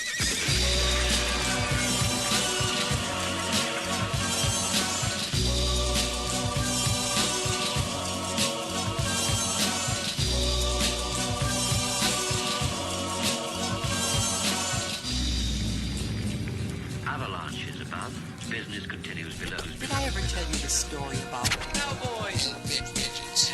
Indians and frontiers of I felt strangely hypnotized. I was in another world, the world of 20,000 girls. And rectangles. Doing optometrist. A man with a golden eyeball. and tighten your buttocks? Or juice on your chin. I promised my girlfriend I could. The violin.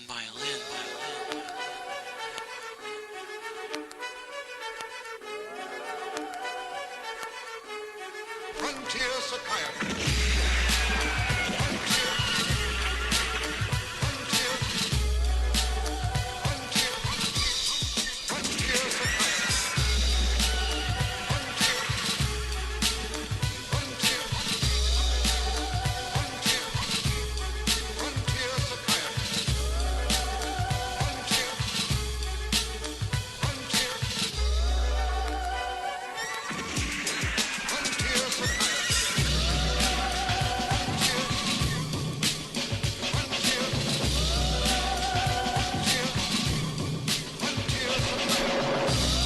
That boy needs therapy. Psychosomatic. That boy needs therapy. Psychosomatic. That boy needs therapy. Lying down on the couch.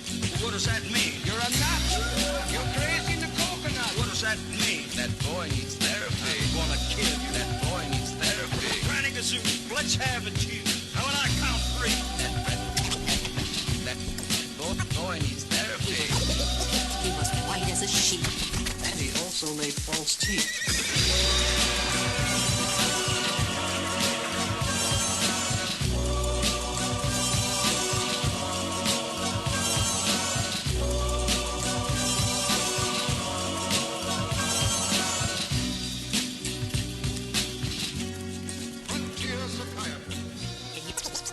Can you think of anything that talks other than a person?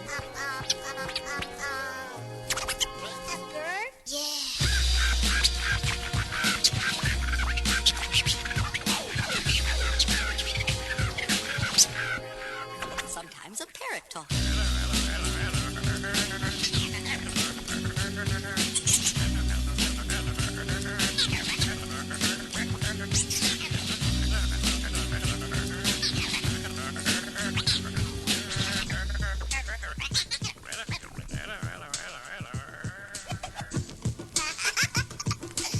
Yeah, some birds are funny when they talk. Can you think of anything else?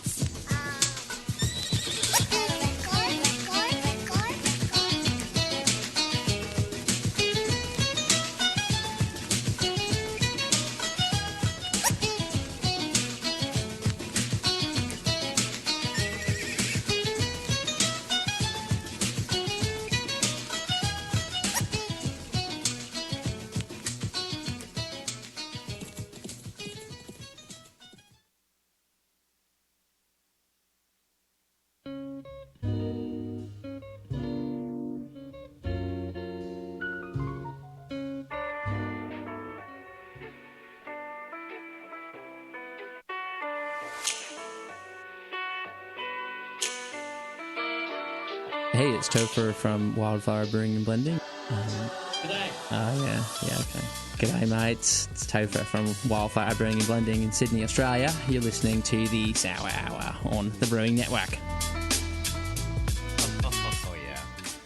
The way he says sour hour. Sour hour. Is so good. He's American, just for the record.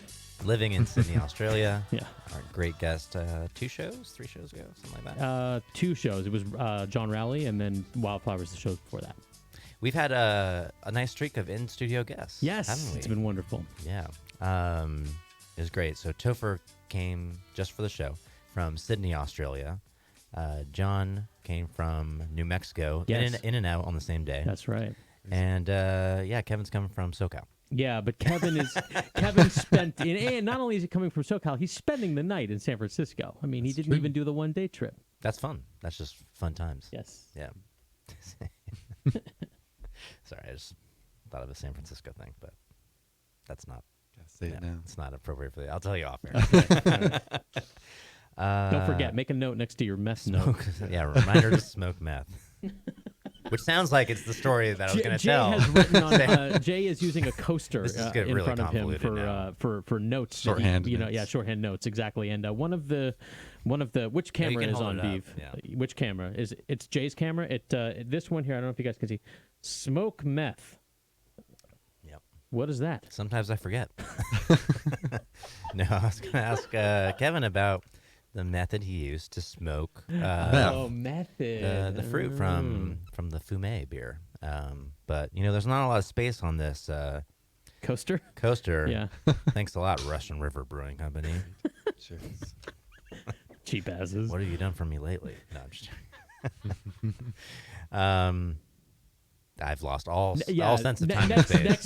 Next beer. Yeah. We have Thank this you. in our glasses. That's why you're here, Scott. Yeah, it is the Dead Crush.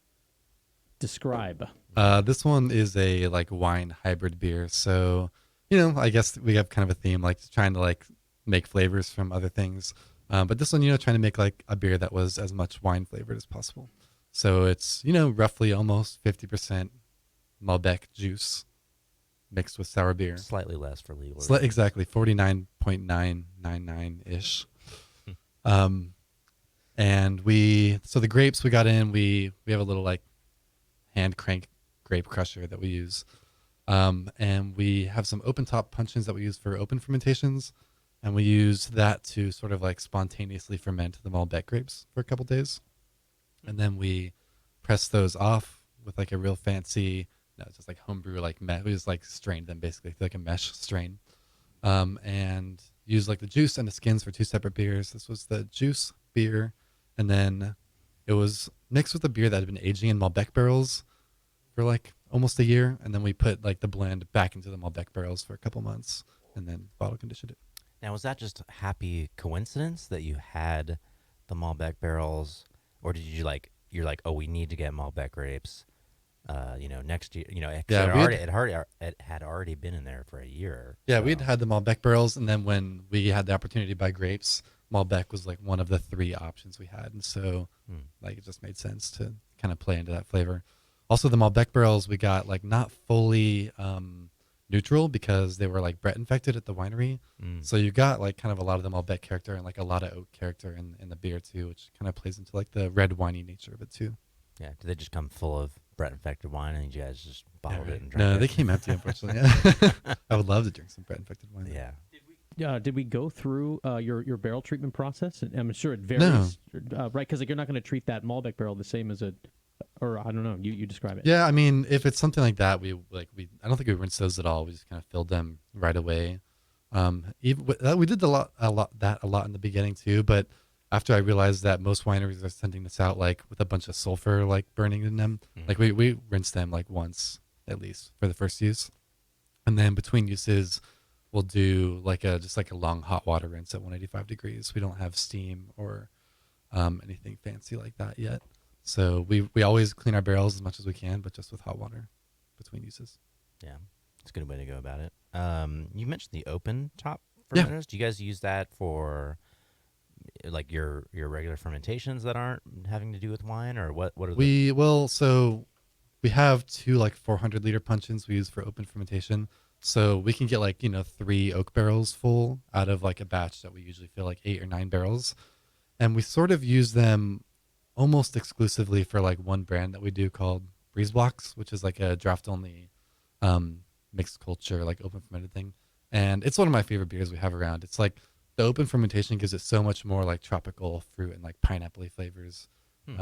Consistently, why? Yeah. Why? How is it consistent? Do you think it's just the same? Yeah. Why? I think it's just our mixed cultures in conjunction with like lots of oxygen during primary fermentation. Interesting. But I don't really know the science behind it. We're gonna have to try that out because we just had recently one of our puncheons. One of the heads met an unfortunate end. Let's say that. Okay. Yeah, it's another off-air story. I highly recommend it. I think like the flavors out of it are really interesting. Okay. It's usually in there for about 5 days. Ideally, I'd like to do a little bit shorter, like 3 or 4. But because our bar shares a space, it like usually has to go through the weekend before we can empty them. I don't know if you just drink right from the barrel. Yeah, it right. Cuts out a lot of the middle. We do get people like complaining about the open beer sitting around. I think it looks kind of gross. Really? Yeah. and people have like put their fingers in it and stuff, which isn't the end of the Oh, world. man. That kind of sucks. When you say complaints, like a Yelp review, or No, like in person, like I haven't been there, but like my bartenders, like people said like they think that's nasty. I guess it's sort of like going to a steakhouse and like you can see them like butchering a cow. Yeah. Like, I mean, You can see inside the process. There's going to be a segment that doesn't notice. There's going to be a segment that thinks it's cool, and then there's Exactly, going to be yeah. a segment that's grossed out. Doesn't bother me at all that they don't like it. I think it's awesome. Yeah, totally. It's kind of a badge of honor. Yeah. It's the headline. Kevin does not care about his cousin. No, I'm just Hashtag don't care. and thinks you're an Just drink the asshole beer. if Totally. you don't share your farm. You know what? McLeod is down the street. Their beers are nice and clean. All right. Fuck Yeah. off. Right. Yeah. Okay, so that I'm gonna have to steal that one because again we have that. Got you back. That punching.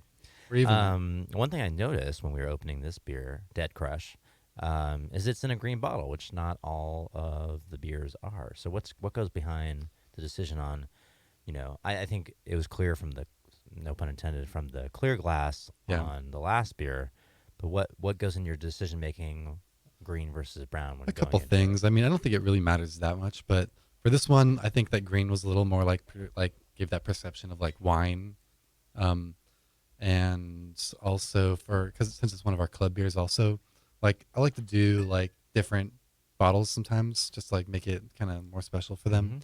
We also do our like saison, that's like sort of a clean saison in green bottles because we want a little bit of that like skunk flavor in there.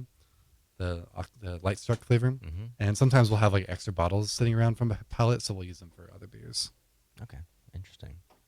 Sorry, I didn't have another question loaded up because Scott has already given me. Sorry. Well, no, it's not your fault. Kevin's very generously brought tons of beers. I don't even know as that we're gonna get to podcaster them of all. the year of the decade, even, Self-appointed. I just have a method that you're kind of messing with right now, but A crystal method. yeah, well, yeah, sometimes if I remind myself, yes. So are we ready to go? Yeah, I just think. dive in? Yeah, because I think we have a lot of beers. so- Exactly. Yeah, we keep got drinking. we only got one more segment and we got lots of beer, so I want to taste them all. Yeah. Cinque. Cinque, it means Cinque. 5 in Italian. Yeah, like La Cinque Terre, which I was in Italy in May, and that's Humble like the 5 brag. towns. Yeah. It's another thing that I like was traveling abroad. my team yells at me a lot about is beer names that are impossible to pronounce. But I also I don't really care. I like it. Oh man, this beer is incredible. Whoa. And this is kind of a return to the sweet tart thing a little bit. Yeah. That character's back. So this beer, we like our beer club, the Syndicate, has way too many levels. There's like 5 tiers in our club, and the 5th one is like invite only exclusive tier, and this was a beer made specially for those people. Oh well, I want this. Do you think that is there an invite in there somewhere for the best podcaster of the decade? Yeah. I think I just got it. I mean, yeah. I have the beer right here, so We can trade. Totally. So this beer is like wine barrel aged, like mixed culture saison with black raspberries and vanilla beans. Vanilla. That's what I'm picking up on. Yeah. And it's is this bottle conditioned with honey as well? Yep, bottle conditioned with There the you orange go. blossom honey. there's a poem on the side. Read it. I really Roses want are it. red. 5 ears and no sound in them. I'm gonna try out for Audible Yes, right now. please. So you tell me how I do, Kevin. Take one. This in a former life. 5 ears and no sound in them. The world is dumb. I listen with the ear of my curiosity. 5 times I cast the fishing line over me. 5 times I pulled up no fish. I asked. No answer came to me in my net. I listened with the ear of my love. Nietzsche. Yeah, we put tried to put a bunch of like number 5 symbolism on the labels for like the tier 5 thing. There's some other little Easter eggs. in there Wait, that how I did I do? suppose. No, You you're notice definitely he blew it's right definitely past right. Never. I should mention Yes. we talked off the air only about what Kevin did pre-brewery for a living, and in fact into this almost the second year of the brewery's existence. Yeah, I was editing and like producing audiobooks, like not the voice, obviously, but the guy behind all this stuff, Doing the actual editing, audiobooks. which is obviously really cool because obviously we do a ton of audio Sure. editing here at the Brewing Yeah. Network, and all 3 of us for that matter love listening to audiobooks. Yeah, we Yeah. really geeked out about that. Yeah. Yeah, for sure. It's Bunch like, of oh, do we nerds. have to do the show about beer now? Well, this is wonderful. This is like Thanks, pass them down my way. takes me to a place where it's like, I don't know, just like kind of like, going back to the malt shop kind of thing, like a 1950s cherry vanilla Coke kind of thing. Right. Yes. It like it's not overly sweet. Right. But there's sweetness to it. The candy character. And it just like it takes me to that place. This is just fantastic. The jukebox. The jukebox. Yeah, I don't remember what the variety of vanilla bean was. I think it says on there. Maybe Tahitian. Ugandan or something. Ugandan. Something. I think Ugandan. Yeah, Ugandan vanilla beans. Yep. Yeah, they were a little bit different. They were more like kind of earthy flavors. Man, this is 8%. That's great. Wow, it does not. There's like, do you get any heat from that? Oh no, not at all. Not at all. Wow, this is an amazing It definitely beer. has like a cola. Yeah, like an undertone. 100%. Yeah, it smells really sweet and cola-y. Yeah, but it's like, you mentioned in the last show that you guys have a goal in your beer making philosophy of dryness. Yeah, and I think that's still in this. It's like it's just enough to be probably one of the sweeter by perception beers in your lineup, but that doesn't linger to be cloying at all, and it's just like that's really we're like having a 6-course meal. I feel like. No kidding, I know, right? Do you have any like what is the little melon ball palate thing for the cleansers? palate cleanser? Yeah. Aperitif. Sorbet. Yeah. I think they're all amuse-bouches. Is there a plural to that? Amuse-bouche? Amuse-bouche? Yeah. We're getting punch drunk here. Yeah, a little bit. Backtracking just a little bit, back to the wine grapes.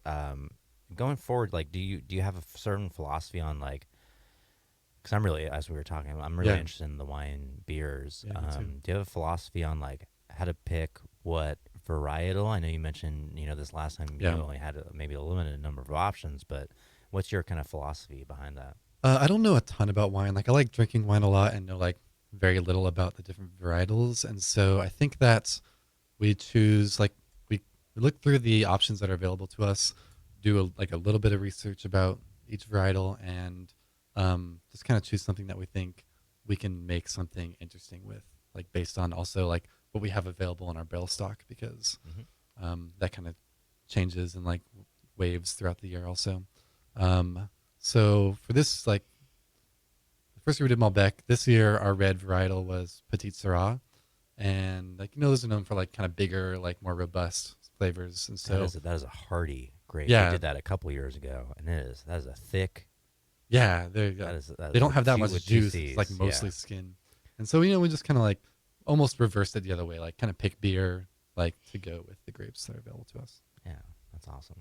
Yeah, well, I'm just so blown away by it. Not just the variety, but the quality across the board. This is awesome. Absolutely, and we have even more to do. We do. I'm almost should I blend a little Dead Crush in? With yeah, the go for it, Jinpei? man. It's all about do a blending. little on-site blend right here. Could be weird. I'm not sure I No? approve of this. I philosophically, Add some Care Bear, too. Why not? Yes. Flavor, no. I'm not. I like my blend. Here, I'm passing it to Joe. All right, it'll be a beer next year. Big surprise. Let's Yeah, red wine grape. You might be Blackberry podcaster of the decade, but I'm blender of the decade. You ruined it. I'm sorry I made that mess, Scott. Yeah. No, it's good, but it's I don't know. It looked like you didn't add that much, but No, I just a little splash. It destroys the vanilla. That's true. The vanilla Yeah, and the berry. vanilla does go away. It's all the wine now. Yeah, that's. I guess because It just tastes like that beer, but like a not as good version. Have you guys done vanilla sour beers? You have, right? Oh yeah. Yeah, for sure. A lot. Yeah, you do like peaches and vanilla, right? Yeah, the home sour home has that Peach, blend. vanilla, cinnamon. Mhm. It's like That's cool. Peach cobbler sour beer. That probably just came out recently. Do you put it out around Thanksgiving time every year? We released it. I mean, we're not that good at it's sour beer, so to tie it to seasons, I don't even try to tie things to events. The beer makes often. the decision. Yeah. Yeah. But coincidentally, our rye whiskey barrel aged version of Home Sour Home came out. Great. Ah. And yeah, it's been flying. So that was cool. really great. And we got some very nice extremely wet rye barrels. I mean, there's like a lot of whiskey in them, but not above the legal limit. Yeah, no, of course not. Whatever that is. Don't you hate that the whiskey barrels? I don't. Or is it? I don't enjoy making beer in spirit barrels, right? That are bourbon barrels, right? Because they're treated so poorly. The Yeah, beer they're that harder comes to out at maintain, the end can be great, but they're the only barrels we have that leak like all the time. Yeah, that's what you've said. They just leak like crazy, and they let a lot of oxygen. Were oxygen. So we just needed it's a lot of prep work and like very what's the word I'm looking for? Like a very specific decision that we make to like a particular way to approach it.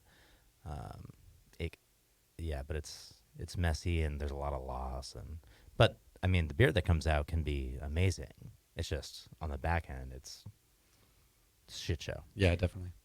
Kevin, if you had to pick one type of barrel that you could, if you only had to work with one for the rest of your brewing career, what kind of barrels? I mean, if it's only going to be one barrel, I would pick wine barrels, like probably white wine barrels. I like those a lot. But I think the most fun barrels to work with have been, one of the most interesting is we have a couple apple brandy barrels. And even after like 4 beers in them, they give off this like extremely distinct character that I really like. I would pick 100-barrel fooders. Yeah. So there'd be less work. Such an efficient decision. Thank you. All right, we have more beers and only one more segment of the decade. Let's do it. Scott, you take us to break for the first time ever. Really? Yeah. I don't know how to host the show, man.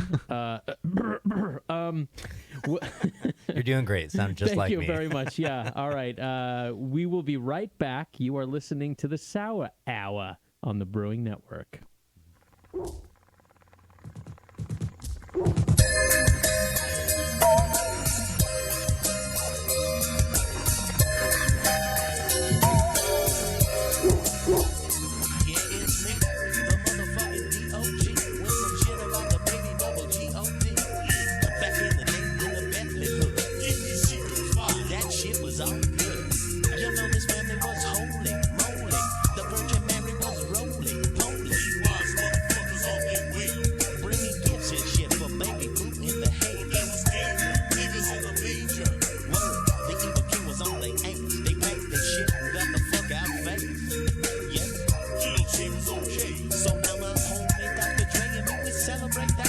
Christmas time in the LBC.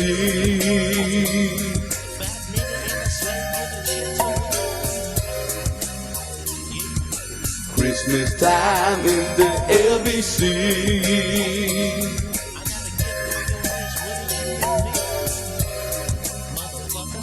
Let it snow, let it snow, let it snow. I told that motherfucker Santa bring a pick for my arrow. And here's a rest on my Christmas list. I want a black motherfucking Lexus. And for my homies down the way, I say bring a gang and take a break. Bring that shit was not the trade. Me and my niggas down in LBC. We'll smoke that motherfucking Christmas tree. Silent night, holy night. All those cars, cause this bitch be tight. Light, same rent, pick some kind of fucking break the gon' pack. A sack for my niggas to pack. That's what. Christmas time in the LBC.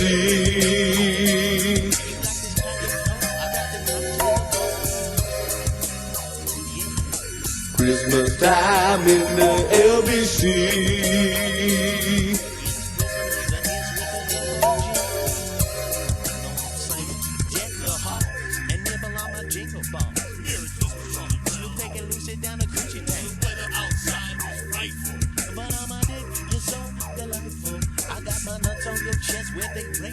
Once I make our bitch, this niggas taste the best. It's sweet like a motherfucking candy cane. Snoop Dogg hanging low. Give a Jimmy like a great day. Ho, ho, motherfucking ho. Get on your knees, bitch, now I'll show you where this goes. Yeah, put your Jimmy in a motherfucking chimney. I stick my Utah dog in your ass. And then we dress up nice and go to midnight mass. Yeah. Christmas time in the LBC.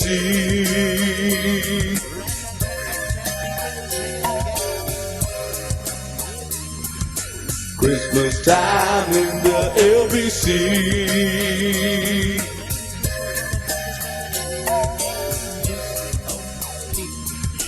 Christmas Christmas time in the LBC.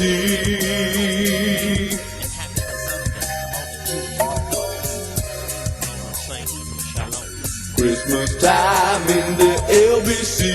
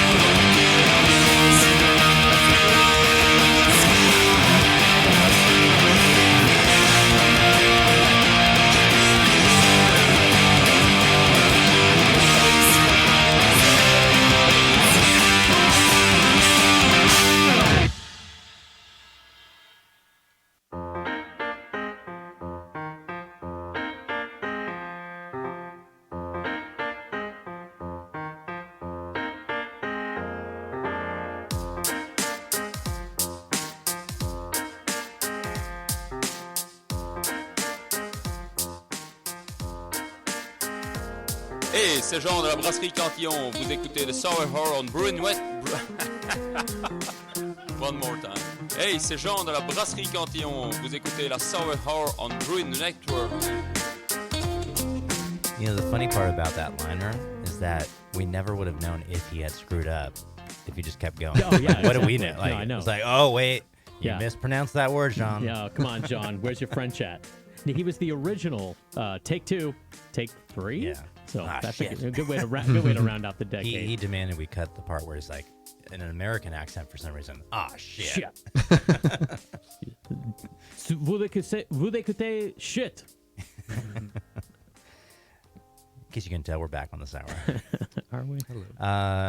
And we are just getting Spoiled Rotten here. My by God. Kevin from Celador with some great beers. This beer is in my glass. I've had a few sips, and I have no idea what it is actually yet. So for the reveal, let's go over to our correspondent, Kevin. Hello. It's actually not a fruited beer. It's just it's the base blend from the Homage collab right earlier, Fleur de Masamoto. So we've done this is the second year out of the 3 years we've made a collab with them where we do like, an unfruited variant of it so people can kind of see like how fruit changes the beer. And like our personal preference over the years has been to try and dial back the acidity a little bit of the base blend because the fruit adds a lot of acidity. And we really liked like a lot of oak and a lot of aged hop character and like a lot of kind of natural fruitiness in the beer. So that's what we're aiming for here. How do you encourage? Well, I guess I know how, and probably the listeners do too. But like, you're talking about you want oak flavor in that, yeah, and that can be difficult because that goes away with time and usage.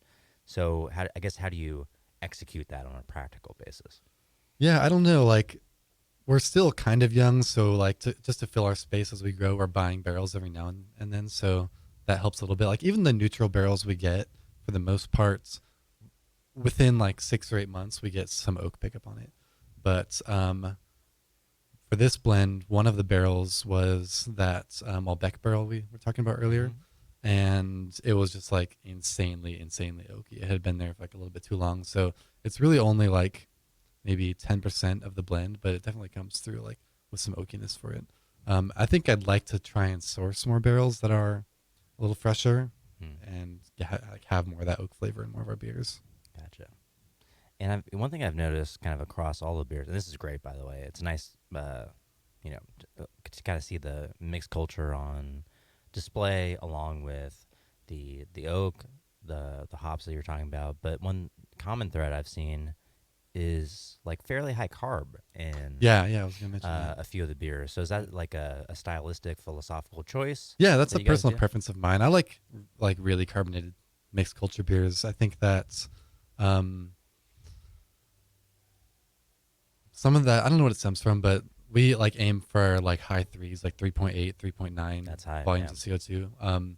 And it becomes a problem sometimes in our draft beer. My like sales guy yells at me sometimes about it.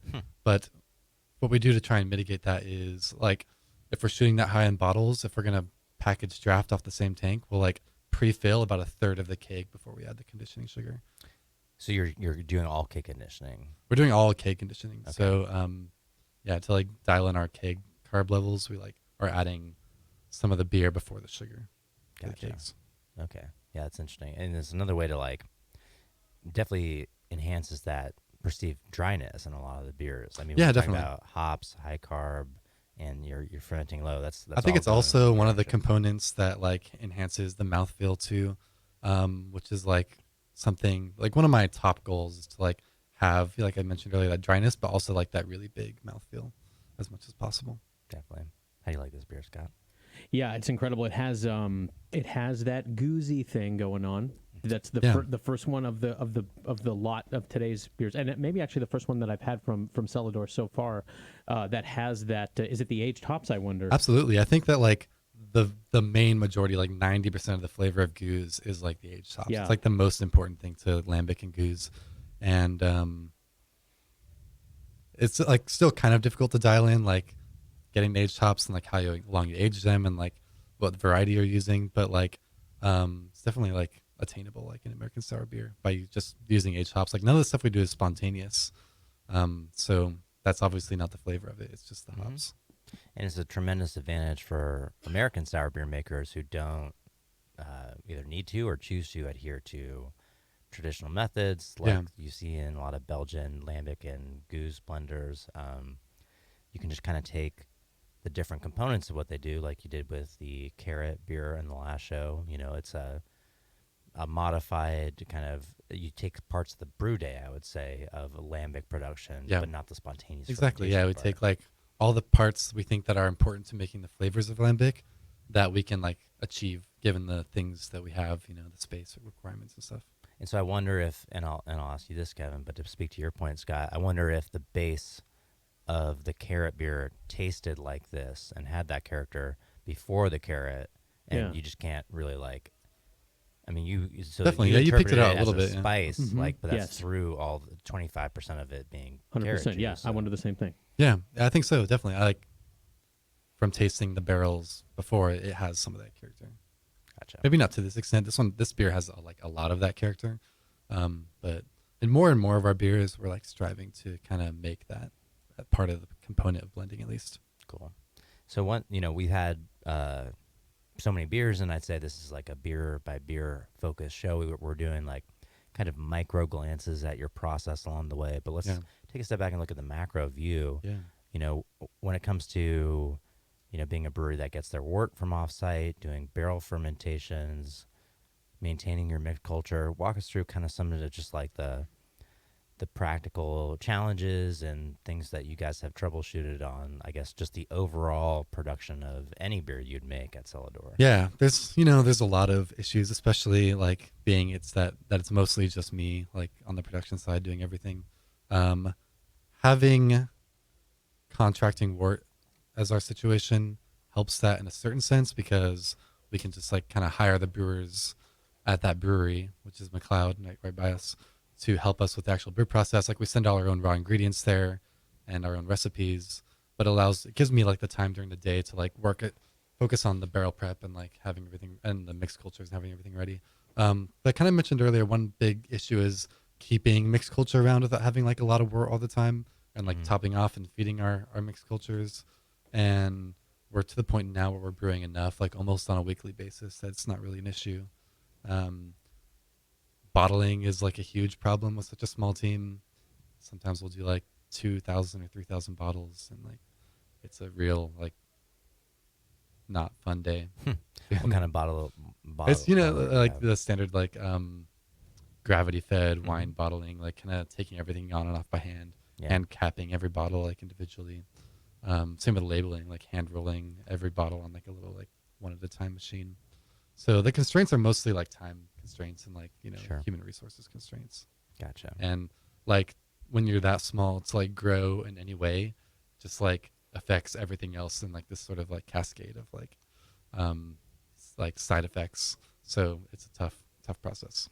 And how would you describe? You talked about your mixed culture a little bit. How would you describe what that is? Because I think our listeners definitely really geek out on all the different ways people approach that. It's like, oh, hey, I only sourced, I think wildflower, they literally got like yeast from local wildflower, it's like from the flora and which one's the animal? Fauna. So probably not the fauna, but the local flora. And so what, is there like a backstory to your mixed culture that you tell, or you're just kind of like, hey, here's what works and that's what we do? Yeah, we actually have like 5 different mixed cultures that we keep around in different carboys, and we almost always use all of them for every batch. But to me, the idea is to keep like one mixed culture from getting too like homogenized. If like we keep them separately, then like they all kind of have their interesting components that stay around. And 2 of them came like all the way back from homebrewing days. It was mostly bottle dregs from like Jester King and Rare Barrel. Rare Barrel. No, not Rare Barrel actually. Who else? One of my favorite breweries is Jolly Pumpkin. A lot of like Jolly Pumpkin dregs. And then one of our cultures is just like a lot of different Brett strains from a lot of different labs that we've kept around for a couple of years and keep feeding. Like we feed them, kind of like a sourdough culture. We just like use them partially and then top them off with wort. And one of them started as the skins of peaches that we just kind of open fermented. So there's like a mix of like other brewery stuff and like lab stuff and some like wild naturally caught stuff. Gotcha. And so we've talked about how you're between 3 and 4 years into this. What do you see as like the near term future for Celador? Hazy IPAs. All in. All in. Get them cans. Yeah, right. No, I think like I want to keep doing what we're doing and like grow it a little bit. We'd love to like, we talk about eventually like getting a bigger space and having our own brew house and maybe doing some like barrel rested lagers in addition to like the sour beers and just kind of keeping it those 2 things. Rested, I like that. Barrel, yeah. Something you never are. What? Rested. I'm not rested. You're never well rested. I feel like You're I'm pretty on- well rested. Well, that's something a meth head would say. What? Really? Anyway. Yeah, but we want to I'll keep cut doing all that out. basically the same thing. That didn't work. So what I heard there was hazy IPAs. Exactly. And I stopped listening. Yeah. Okay. You answered the question before you got done asking it. Podcast for and the decade. seltzers. And seltzers. And see a hard seltzer, right? Love Barrel seltzer. aged, obviously. Barrel rested. Barrel rested. All right, we have a couple things. We have one more beer here that's open, and then we have the question, of course. Yeah, And- this label of this next beer does not remind me of any other beer whatsoever. Yeah, super says original. My copyright attorney. Yeah, right. It used to be even more similar, and we kind of changed it up a little bit. But this beer is like a little homage to Saison de Pont, which is like. That's weird because I don't see that. Yeah, Not right. at all. You wouldn't even How ever is notice. one to Yeah. know? What camera are we on? Should Be- We haven't had a cease and Which desist camera? yet. Camera. Me? Me. Oh, yeah. Okay, here you go. No, I just switched it to you. Me. Okay, yep. It's also, There it is. not unlike this other beer, packaged in green bottles with corks and cages. Yeah. Unlike anything like that comes to mind. No. Yeah. Yeah. And, it's a little bit of a cheater beer for this because it's, technically not a sour beer. It's the only beer that we brew that's like monoculture with a lab. We use the Saison strain from Bootleg Biology, I forget what it's called, but they're like Saison blend strain. Shout out to Jeff. And it's like our other beers, like primary fermented and aged in oak barrels for 3 months and then bottle conditioned with orange blossom honey. Saison Parfait. Saison Parfait, yeah. So aged in oak barrels, does it see exposure to the mixed culture at that point? Ideally not. We use oak barrels that have only ever been used for this one beer. Okay. But we accept possible. the idea that like there's probably some like Brett and bacteria and shit in there. Yeah. But we hop it pretty heavily, like 35 IBUs to try and avoid that, and pitch a really big, healthy dose of Saison yeast in the beginning. So the Parfait blend, I'm not. We might have used it a few times. Love Bootleg Biology, by They're the way. amazing. Their Brett strains are great too. Yeah. And Jeff's beard, out of control. Great, great beard game. So I don't know, where does that like finish in primary fermentation? It finishes pretty dry. I think that this beer is always around like half Plato finish gravity. It's like 1002. Okay. Gravity. So you're not another reason not to be too worried about. Exactly, any unless pickup. that's dryness from Brett, which is also a possibility. Okay. Oh yeah, from that strain. No, just from our barrels. Yeah, or from like the our, barrel. our Oh, house. but where's it finished before? Oh yeah, I mean We don't know. Yeah, exactly. It's, Yeah. So like we age it in the I barrels, see and what we you're don't saying. rack it out of those barrels. It's like aged on the yeast for those Totally. 3 months. So it's fantastic. I don't really try it like all our other beers. I don't really try it in the first couple weeks, so I don't know like how quickly it's like drying out. Sure. But like within a month, it's fully dry. Nice. Yeah. What do you think about this one, Scott? It's terrific. Yeah, certainly. Of course, it has less, not no acidic character. It has a little bit of acidity, right? Yeah. Yes. But otherwise, yeah, like it's effervescent. It's clean. Like everything. That's a big through line. Everything we've had today doesn't have a hint of any type of acid you don't want to taste. Right. Right. Yeah, and to be clear, also this isn't like a clone of Saison de Pont. It's just like a clean Saison. That's Like you said, homage. It is an homage. Yeah, that's what it tastes like. It's evocative without being that Yeah. beer. Wow, Yeah, I we're, mean, we're just really dropping the vocabulary. Saison Dupont has more aged hop character. I think. It has, I don't know if it's aged No? hop character, but it's that. I think it's that like green Skunky. skunkiness. Yeah, that's right. Yep. Which this beer is. This is the newest batch. No, it's from July, so it gets more as it's in bottle longer, but also it doesn't really see much light. We like put it in boxes. Right? If it did, you think it would head more in that direction? Absolutely. Well, like 100%. not necessarily like DuPont, but it would have more of that character. Sure. I mean, which would be. I mean, it would be complementary. Yeah, I mean, where do you buy Saison de Pont? In That's bottles. a real question, right? Well, the hop grenade for one. Not on draft. You guys serve it? Yeah. In bottles we have it from. Yeah, we haven't had it recently, but yeah, I mean, as consistently as we can. Yeah. So I'm thinking more like if I asked that to the listeners and we like ranked it in order to be like Right. the Bevmo, The or if dusty you're in like the Bevmo Midwest, shelf. like the Binnies Yeah. kind Sure, of sure. thing. Yeah, you know, how old are the I mean, they're in bottles? the grocery store, 100%. and it's like, so there's, That's There's some age and Yeah. light there. It's there, almost Which, to be clear, like I love that character. I think I it's do like too, yeah. the defining thing about DuPont that makes me love it so much. Agreed. Sort of like Mexican beer too. It's like I was just gonna say nostalgia for that. I love Mexican beer also. Me too. I think when we did Jester King episode 1 the first time, they were talking about like Dos Equis and Yeah. you know, like being outside and having Dos Equis and like liking that kind of skunked lager kind of thing, and that fed into the decision to do Petit Prince, or as they say, Petit Prince. Yeah, in the green bottles. Yeah, in the green bottles. So We've, yeah, I we've think it makes a lot talked of about sense. like, you know, putting pallets of it out in the sun for like a couple hours, but I just think that I don't want to overdo it, and also it wouldn't be consistent, so I don't think it makes sense. Yeah, can't put the toothpaste back in the tube once Yeah. it happens. Awesome. All right. How are we Let's getting there? Yeah, let's do the question before we wrap up. All right, Kevin. What's the biggest mistake in sour beer making? I really should have thought about this before. I mean, Everyone yeah. says that. Everyone knew it was who coming. listens to the show If says only that. I would have thought about it. But I think that it's not using hops. I think that like it's not as big of a deal nowadays, but like a lot of sour beer like 5 years ago and before like was flabby and like over acidic, and I think the main culprit of that was like not using any hops. Because at least when I was like doing research and getting started like making sour beer at home, that was like the known thing to do. You know, like you make sour beer, you get it sour by like not using any hops. You use like 0 IBUs, or use like a few pellets or whatever. And I think that that's a huge mistake. I think that Belgian beer, like Belgian sour beer, it's not fresh hops, but like it's extremely hoppy. It's like fresh lambic is bitter. Oh, it's super bitter. Yeah.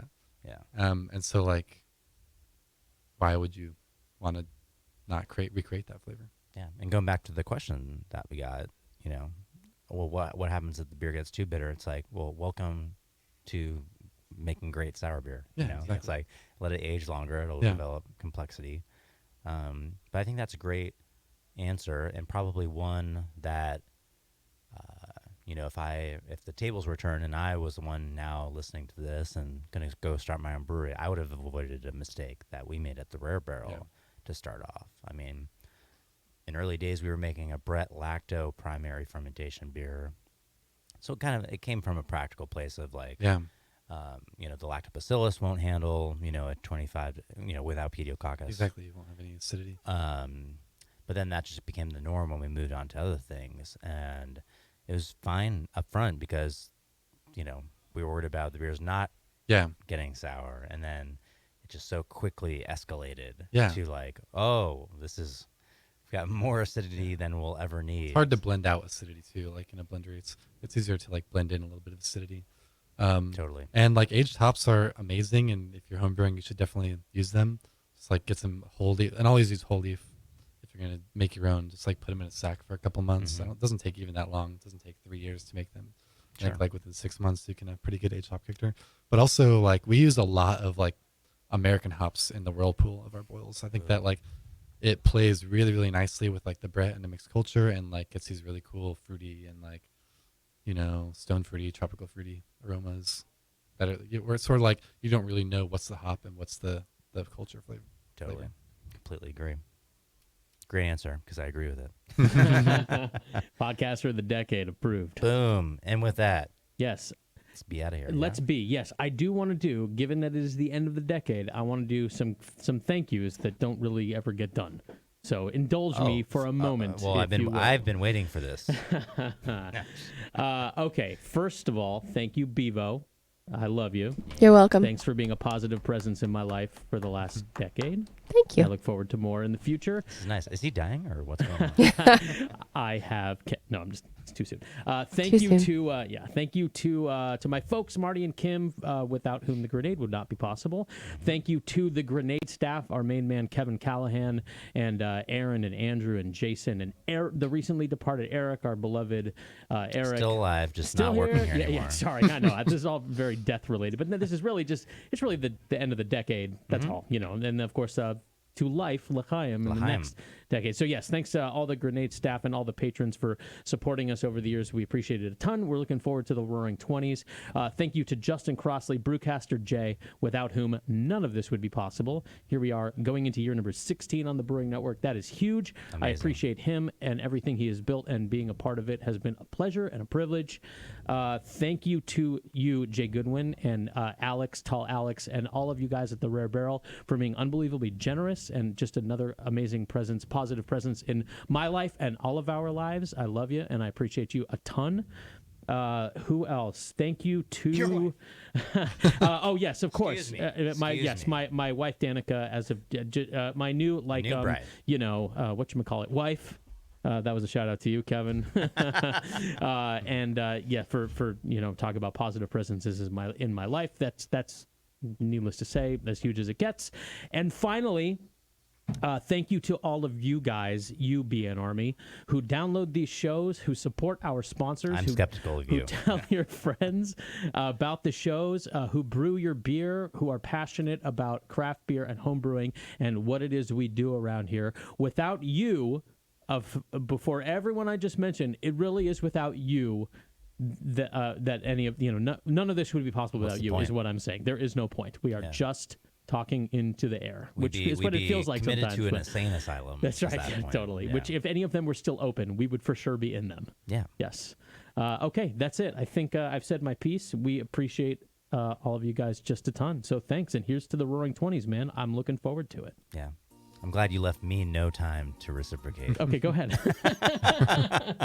No, I mean, I think you said it well, so I won't, retread on your tracks or anything. But just for present company, I'll thank Kevin today for coming on up, and thank all of our guests. Yes.